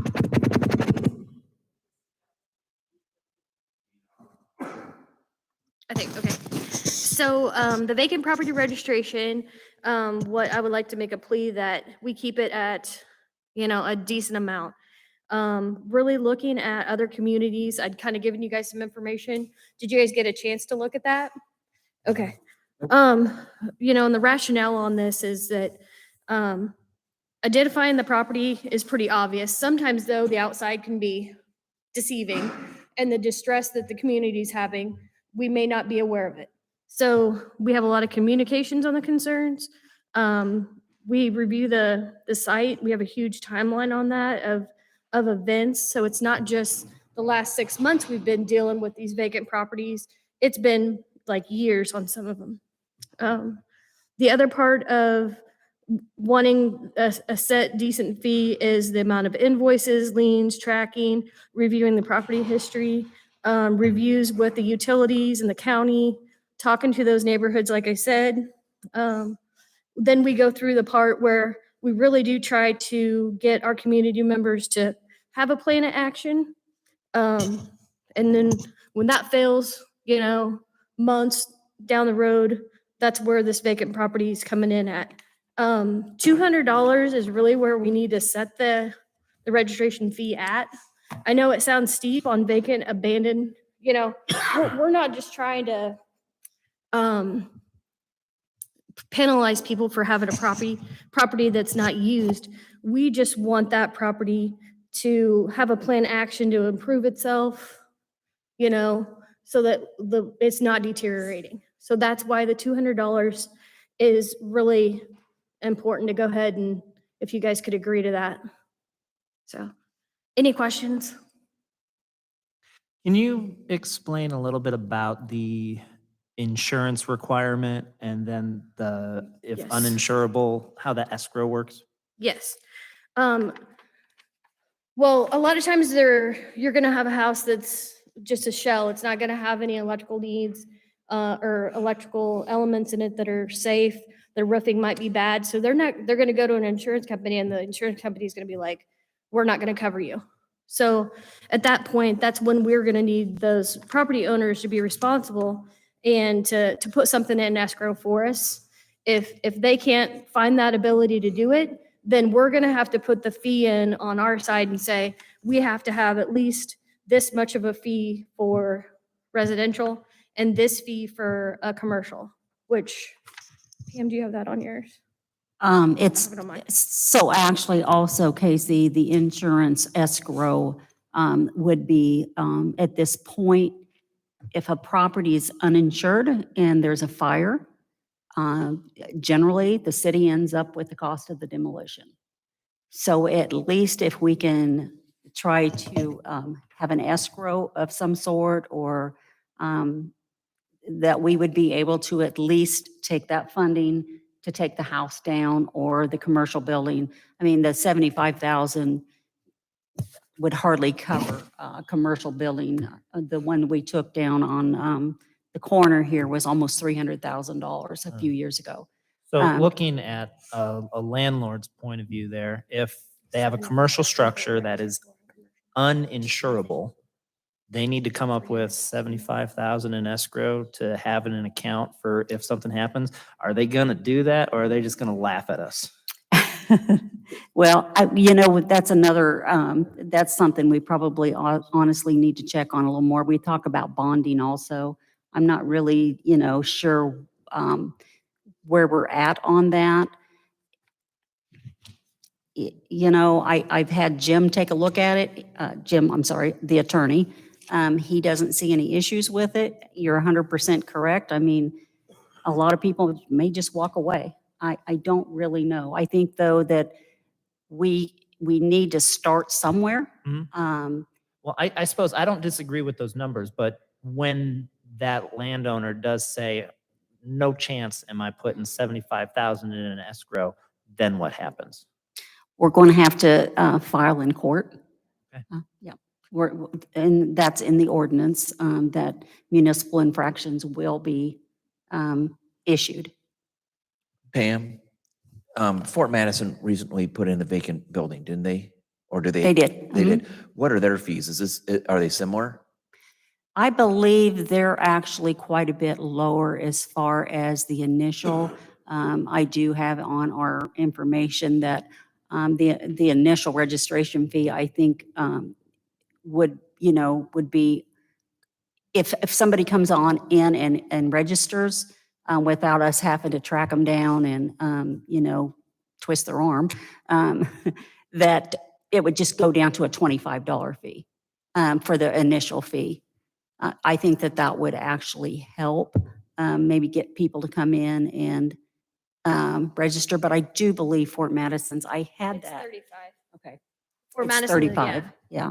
Across Iowa, it varies though. I mean, Clinton, Iowa's at $1,000. Marshall's at 100. Dubuque's at 350. So, And but that's there for, is exemptions to registration. You know, if they have a permit and they're actually with a plan of action they're inactive with. but that initial property fee, right? Yeah, vacant property, but that initial one, is there an annual one? Is that every year they have to pay that fee? Yes. And then, well, I propose that as they register and they haven't made improvements and, there's exemptions, if they have a plan of action, they have permits and they're active in inspections and everything's moving forward, they're not going to be tied to having to register. They're at that exempt point. But if they're stagnant, so I propose that it goes like 200, 400, my proposal is that it doubles. And it's reasonable with other communities and real life cost. Are the other fees comparable to other communities? Yes, sir. Yes. There are some communities, okay, so I'll take that back. I would say that there's some communities that are not increasing. So Fort Madison looks like they're just continuously at 35, as far as I know. They've And- actually go up, Oh, they do do they? 2 Oh, years okay. of 35 and then they start doubling.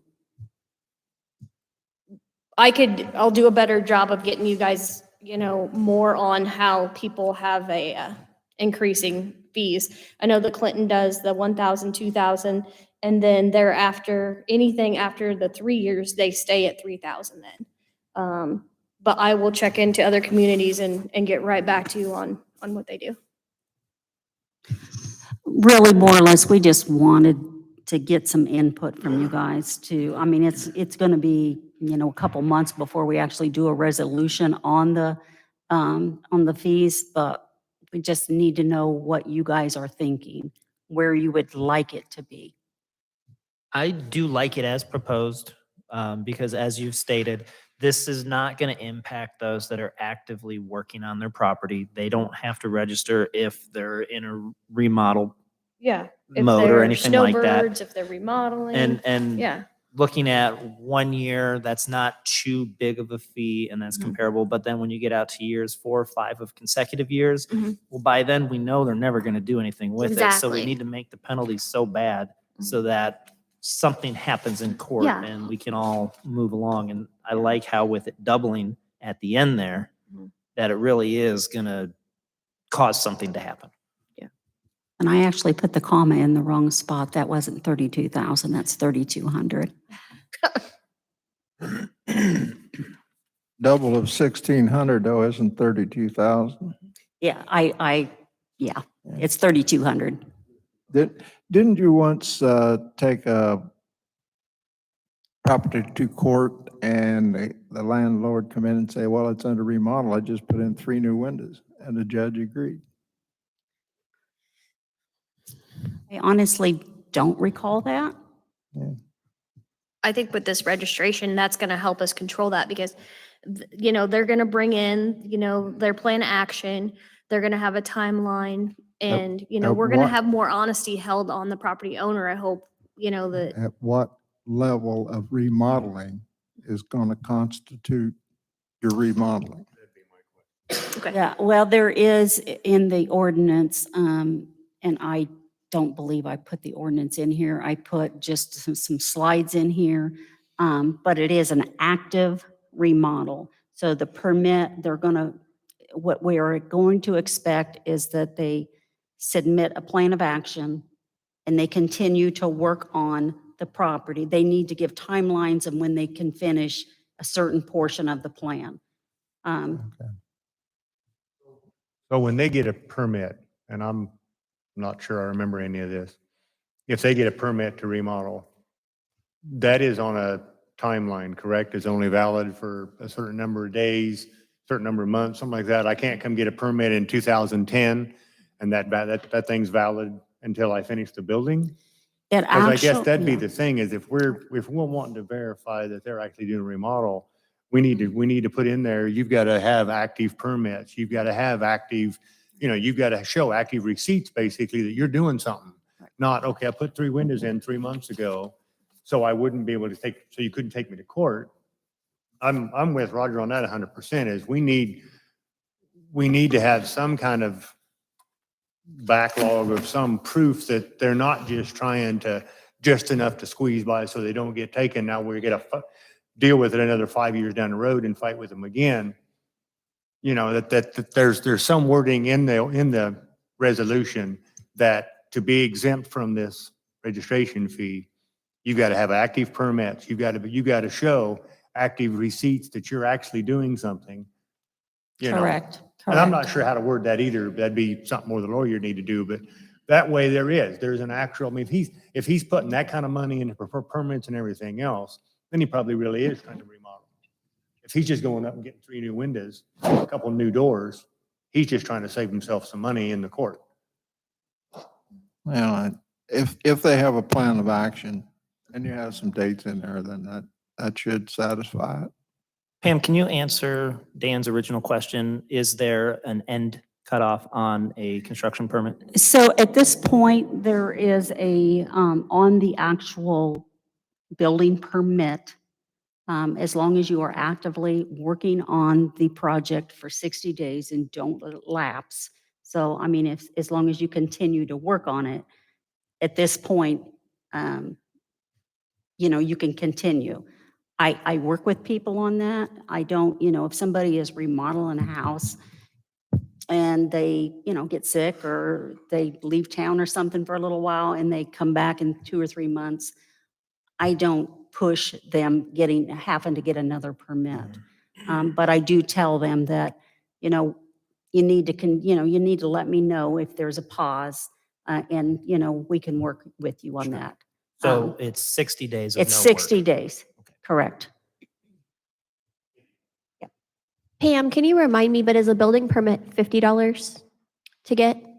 Oh, it's based on, it actually is based on either the square footage. Okay. So if you're building a new house, it's based on square footage. If it's like a remodeling project, like a $10,000 project would be about $99. So Okay. it increases. I mean, yeah. Okay. Any more discussion? I like the fees that you've presented, the $200 one, and then how it doubles as they don't work on it and it goes into the second year and continuing after that. I will say I feel like the $25 is a little low. We do have a lot of other permits that cost more than that. For example, I paid $200 to talk to the Board of Adjustments a couple weeks ago. I paid $50 for a demolition permit. So you mentioned Fort Madison's is $35. So I feel like 25 might be a little bit low. I don't know if a lot of people are going to pay attention to that. And we have a lot of landlords in town that I think we need to get them to pay attention. So they're probably just going to pay the $25 and not think about it. This one's not about landlords though. And then what's the $25 come from? I'm sorry. That's the initial registration Oh, fee okay. within So- 60 days of this Oh, going okay. Yeah, into okay. effect. That was just to get people to come in and register. If you don't do it within the 60 days, then it would increase to the 200. Okay. I still feel like 25 is too low. And that's fine, we can raise that. I mean, Okay. we can do the 200. That was just, No, I don't think the 200 is necessary. Even if we made it 50, I feel like 50 is reasonable. okay. I mean, that would cover staff and time and yes. I did, like I said, I did have Jim Dennis, our city attorney, look at the ordinance. He did have a couple changes that he thought needed to be done. Some of the wording he thought was too subjective. And we also discussed to make sure in our exemption that we put Airbnbs in there. So,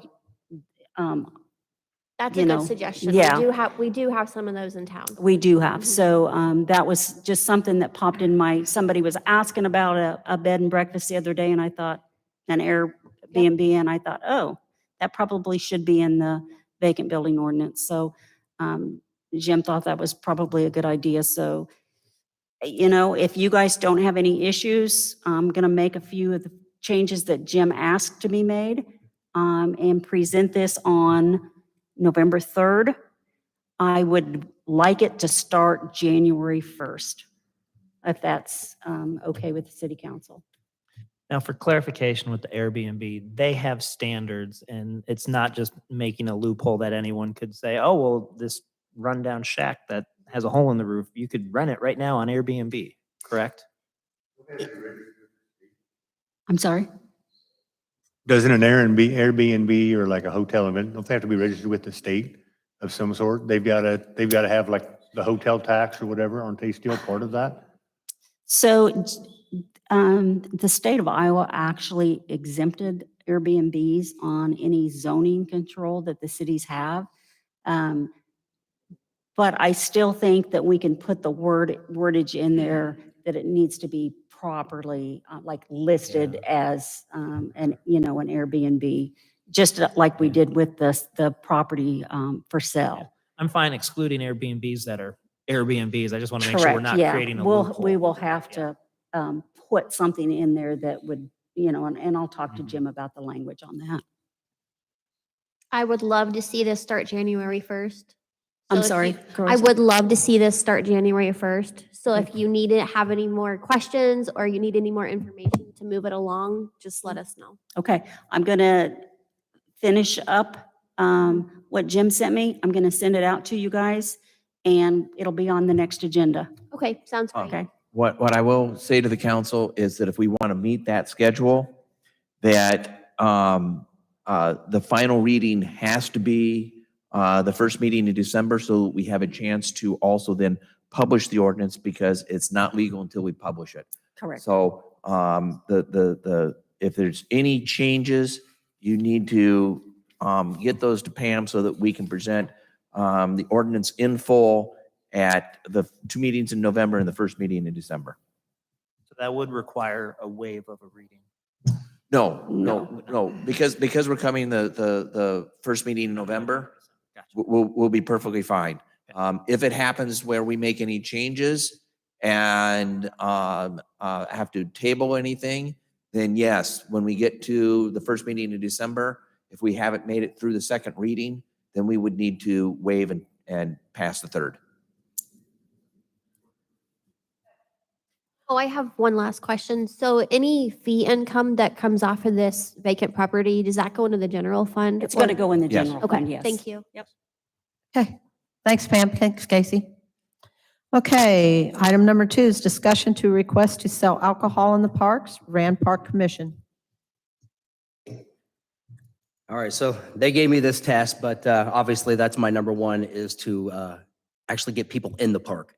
And alcohol brings people in and it makes money, and it'll allow us to generate income to be able to do more things, especially for children, to keep things so they have stuff during the day. But, you know, we got a beautiful park, and, you know, hell, my past experience is I found out when the band was playing when 10 people are posted on Facebook an hour after they started. So, you know, we got to give people a reason and be able to afford to be able to get some good bands in there to bring people and revenue so that we can help, you know, grow, you know, the Rand Park and fill it. Really what it is the commission would still have to submit a special event permit approved by the council for alcohol. Right now, they submit it for the BYOBs. Okay. So you'd still have to do that. You'll have to have dram shop insurance, and you'll have to have the special event liquor permit as well from the state of Iowa. Yes. And understand that the process for that can take several weeks. So do talk with Amy Benson about how long that can take, because those have to be approved by the city council before the application is final. Okay. Okay. Yep, that's why I'm here. So I'd say I'm in favor of letting them give it a shot. Try I it mean, for a you know, year, the way see- I looked at it, you know, obviously I brand new to the board there, Rand Park, but you know, when I bring up to anybody, what's the best thing we've had in this town in the last 5 years that brings people in? It's every back alley band. We have alcohol there, and we don't have any issues, and it's great. It's one of the best weekends we have here. So, you know, we do it down at the riverfront. We do it every wine over, whatever the heck it's called. So why not? You know, I lived in St. Charles for 7-8 years. I practiced down there, and McNair Park is where my boys played football, tackle football. Saturday morning, 7 a.m. football game. Concession stands open. Guess what they sell? Beer. 7 o'clock in the morning. And not that people got drunk doing that, but it was there, and the city, you know, they made money off it there. But yeah, I have it's, a we question need though to for you on that. Would you have that area, you know, roped off. roped off? where Absolutely. Kids my- could not get in there? Oh yeah, or- this isn't the kid event, you know, and that's one of the things, is, you know, when there's alcohol there, hey, that's not for the kids. It'll be an evening thing.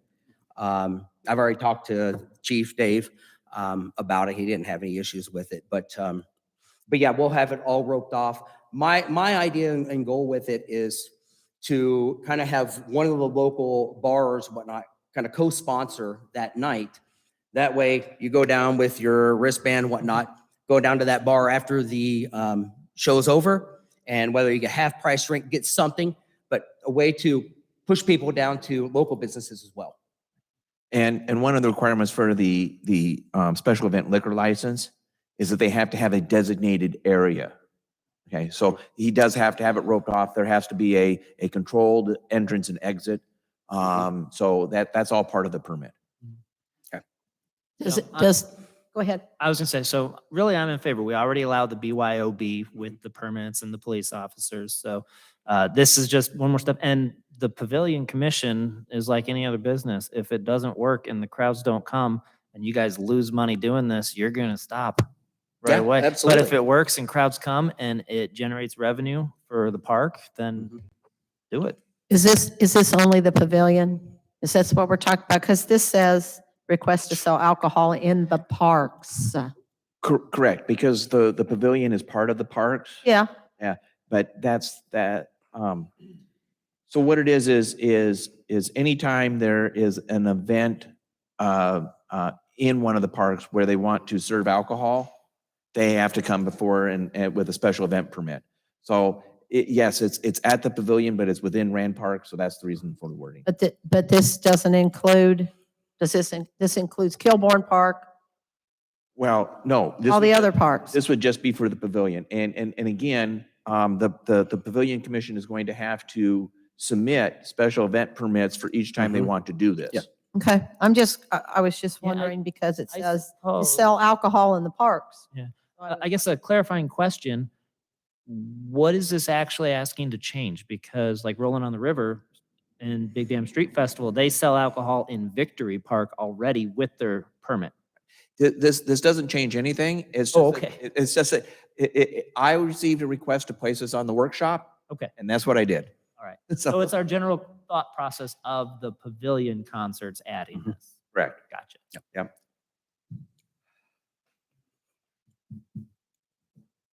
Any more questions? Okay, Thank you. You know the process. Yep, Just let us thanks. know. All right. thanks, Jason.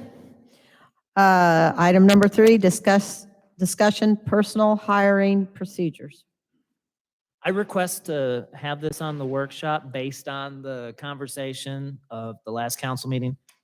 It seemed like there was a lot of confusion, and even for my own personal self, when I was reading it originally in the agenda packet, it just looked like, oh, well, that makes sense. That shouldn't be anything to discuss about. But then, we had the discussion on it, and it took me a while to kind of get my mind around how that conversation was going. So I felt it beneficial to bring it back up at a workshop, just so that the council can have an opportunity to come to a general consensus, so that if we do move forward with anything, that we move forward in the way that we feel is best. That being said, my personal take on it, I feel like we need to have some policy in place in some manner, shape, or form that would prevent what happened at the last meeting from coming up again.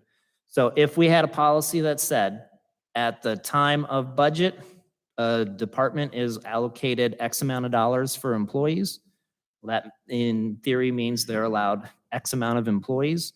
So if someone retires, if someone quits, if someone gets fired, since that dollar amount's been approved, that department knows they can go ahead and fill that position. So if something like that was in place, which I believe that's kind of the practice as it is now, but it's just never been voted as an official policy.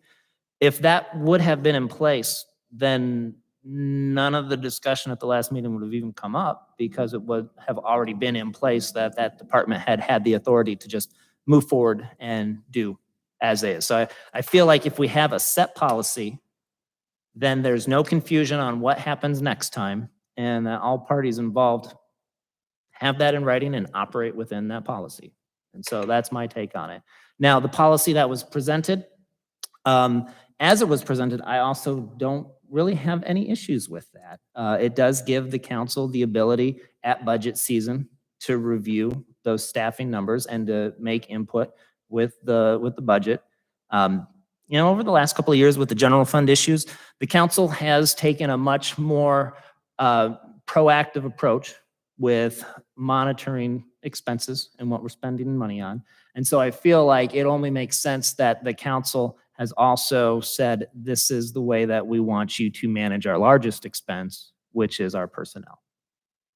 So I suppose my take would be to be in favor of bringing up the policy that we had previously that was voted down, knowing that it gives our department heads the authority to operate their department as has been approved by the budget without having to worry about slowing any process down and bringing something to the council and waiting, and then maybe a hire doesn't happen because you get in he said, she said situations. I just feel like it's a smoother operation if everybody knows the way to do it and everybody just operates that way.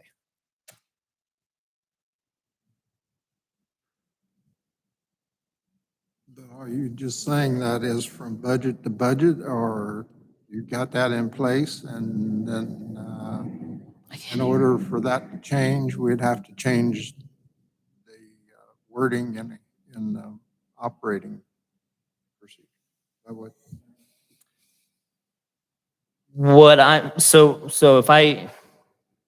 What I'm saying is I want a procedure that everybody understands and operates underneath.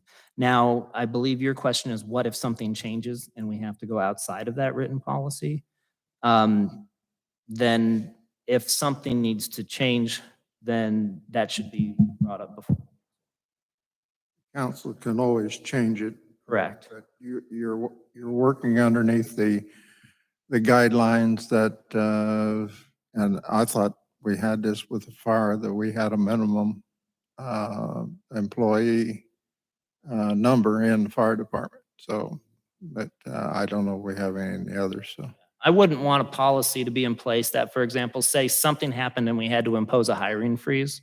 We would still need to retain the authority to put a hiring freeze in place that would supersede whatever policy. But I want a policy so that everybody works together, moves forward, and they know the rules on the table. Policy is a policy. It isn't a law. I mean, a policy is a policy. Right now, we've just have a way of how we've been doing things, but we don't have a voted on policy to fall back on if there's confusion or disagreement over something. So that's my opinion. Whatever the rest of you think, I'm all ears about it. If you disagree, if you agree, I wanted to say that because I didn't really get my mind around it until after we had the vote at the last council. I would agree with that. I'm on the exact same consensus there is, if you've already approved the budget for that year and you've already got the money there, you've already told them, hey, we're doing this, and then somebody has somebody retire, moves, whatever, they shouldn't need to come to us to fill that spot. The budget's already there. Just get it done. And that's one less thing we have to deal with. Sometimes our meetings get pretty long. We shouldn't have to deal with little things like that when it's already been approved in a budget. And then when we come to budget time, if we want to do something different, I think I mentioned this last time. It's not obviously we're going to take somebody out of that department, but if we come to a budget and we say, hey, looks like things are getting tighter, we're going to have to start closing up some numbers. And we figure out which numbers we're wanting to close up, and then we just tell the departments, next time somebody leaves, you may or may not be able to replace that position because our budget's now going to possibly change. And depending on where we're going, it may be 2 years before that position actually is vacant because he's not going to go through and just clean house. It's just, well, I've got this guy's fixing to retire in 3 years. Well, when he retires, you're probably not going to be able to replace him, at least not unless things change in the budget between now and 3 years from now. But I'm fully on board. If any department loses a member for any reason, they ought to have the authority to just go fill that position. They shouldn't need to come to us. They shouldn't even, I think I said it. If a light bulb goes out in the bathroom, you don't call your plumber and your electrician and your council, hey, can I buy a new light bulb? No, you just go replace the light bulb because it's already in your budget. So.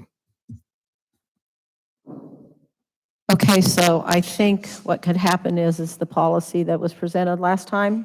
At the last council meeting, we could go forward with that if it was presented again? That would be my request, would be to put it back. If there isn't any other input on how people would like wording, my request would be to put it back on the agenda and to have it up for another vote. So can we get that back on the agenda on November the 1st? I think it's November 2nd? Yes, staff will have that on the agenda. Okay. Moving on, item number 4, discussion on the amendment of the fence ordinance. I think I pretty much covered most of that in the meeting and the public hearing, but if you have any input, I sure would like to hear it. There was a question from one of the audience members, he was confused about the swimming pools being added to the fence amendment and whether or not swimming pools were now going to be allowed in front yards. So he was confused about why that got brought up. The gentleman that spoke, Mhm.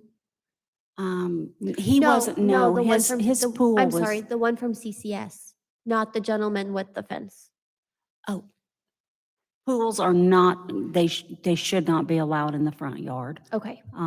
So that is in the ordinance. And what was the other question? I'm sorry.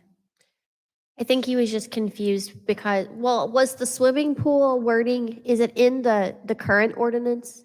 It is not. Okay, so I think that's why he was confused about it being added. Yeah.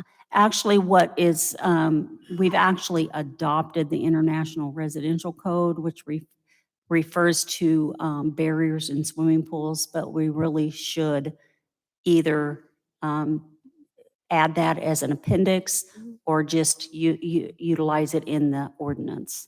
So just to clarify, we're not allowing them in the front yard still, but you can possibly now put a 4-foot privacy fence in your front yard. So Correct. those are the front yard changes, basically. Correct. Okay. Correct.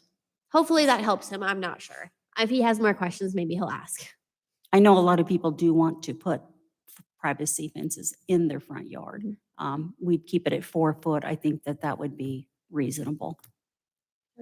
And I did find my exemption finally on my active renovation for the vacant property. It says a property that is undergoing an active renovation or rehabilitation and where a permit for the same has been secured from the city of Keokuk and progressing in accordance with the approved plan of action. So that is how it is stated.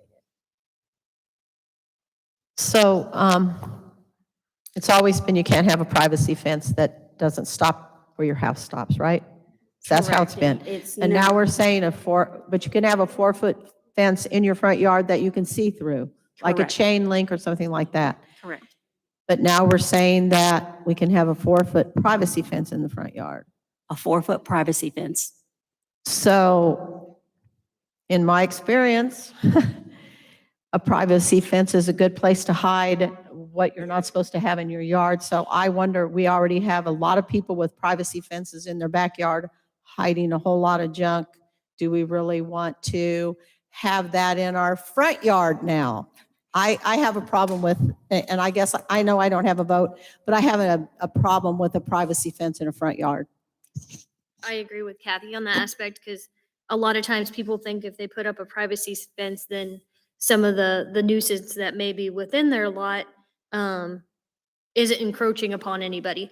But if somebody has a second-story building, or I mean a second-story residence, it's still encroaching.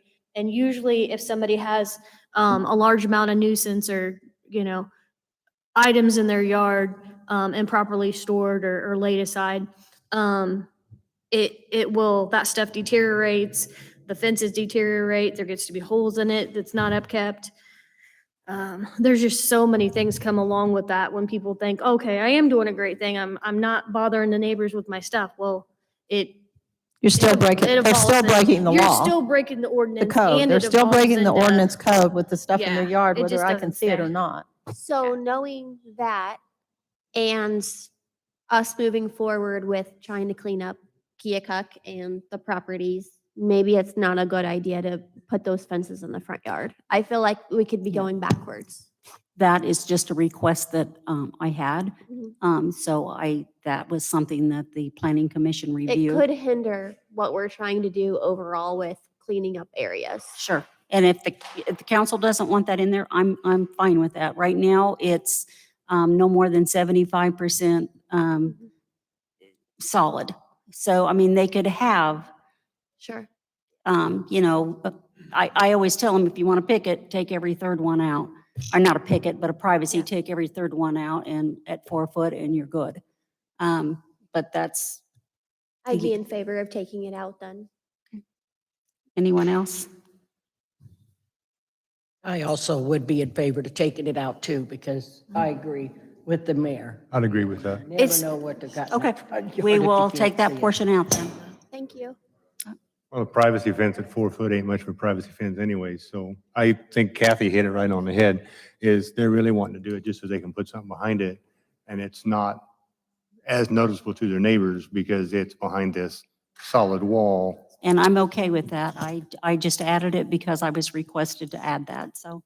Pam, I have a couple questions. So, the solidity of the fence, so like if you have every board in, and it's 4 foot or below, I'm not sure what you're saying. So I thought that was only if it was in the right of way and it messed up people's view, like impeded vision, like of a corner or something. I'm not sure what you're asking. Okay. So can people have a fence in their front yard that's 4 foot tall that is not solid? Obviously, yes. Yes. Okay. So if they put a 4 foot fence in their front yard that's solid, is that what we're saying maybe they can't do? They have not Okay. been able to do it and okay, they want just that out of kinda- the yeah, ordinance, okay. correct? Okay, any more discussion? You're saying no solid walls? Right, yeah, across the front.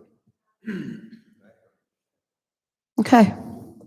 But should we, I mean, if it's a brick, if it's a stone or brick decorative wall, is that different? Well, what you might have to do is take into account, if someone has a decorative wall, is it the length of the entire property? Sometimes decorative walls just kind of flank your driveway entrance or a corner, it's like highlighting an area. Most people I don't think they put that down the whole length of the front yard. Right. I don't know if that would then be considered a fence because this becomes a decorative wall. Well, the wall When we're is in talking- the ordinance, so I'm just, you've got to be pretty specific when you're trying to enforce the ordinance. So, I mean, I'll take the solid out and I can leave it at 75% opaque or 50%. Right. Something of that nature, but and I can remove the wall altogether. I've just, it doesn't really affect. Is there anything about an exemption being allowed if it is of an architectural nature that is adding to the property with some kind of stone wall where it's a decorative wall for its use as opposed to a fence? Does that work in an ordinance, or are we just complicating things? I mean, we can probably word it in there to where it's reviewed by the City Planning Commission, Board of Adjustment, something of that nature too. Sure. Pam, I did a couple of fences in Montrose, and they are like you'd see down towards St. Louis and stuff. They look like artificial stone. They're big panels. It was only 4 foot tall, but it was solid. It looked like a stone wall. We're not going to allow that. I mean, That would be solid. And I think what Councilmember Crenshaw is alluding to is that these wouldn't be the full length. They're just more of a decorative, like in order to enhance coming into a driveway, like she indicated. That's commonly what you see. I guess I can't say I've ever seen somebody put an entire brick wall all across their whole property. That would be expensive. A lot of people use it to flank their driveways. the two I put in Montrose they're plastic. They're stamped plastic, look like stone. You have a picture? And they did the whole yard. They have little teacup chihuahuas or whatever. And, but they did it so that the dogs barking didn't bother the neighbors as much, for one. And it did actually quiet the sound down to their house of cars going by. Not that they get that much traffic in Montrose, but They really were nice looking. I mean, it's something maybe we ought to look at if that comes up. I don't know of any in town at all. And I agree with exactly what everybody's saying about it's nice to have it open so we can see and maintain. I'll research it a little more and send you some more information. And if you want an example of a decorative wall, if you go on Plank Road up near the radio station and across the street, they've built a couple of, my wife and I kind of call them, foxhole type of thing. And they're flower garden. Maybe, I don't know, but those stones are actually from the Grand Inn. Yeah, those were reclaimed. Yeah. Those flower beds. So I mean, that is something that I think that is what Councilmember Crenshaw is getting towards, is that sort of decorative wall that really isn't a fence. You can't hide anything behind those. No. Mm-mm.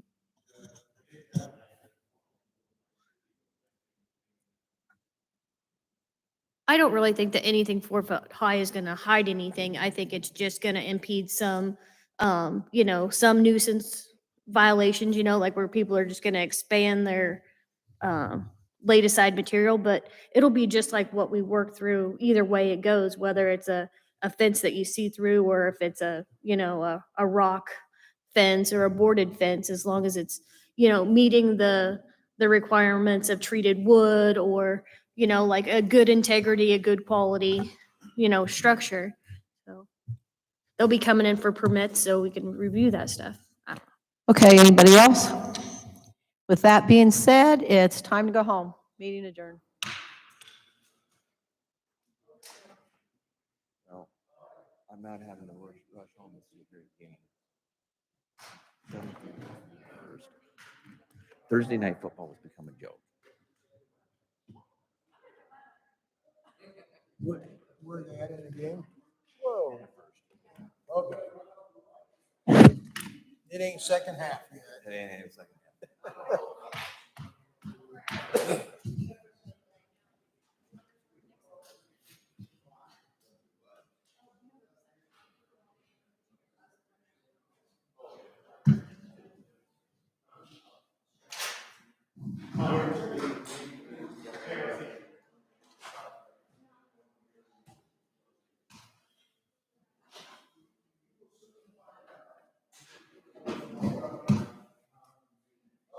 Yeah.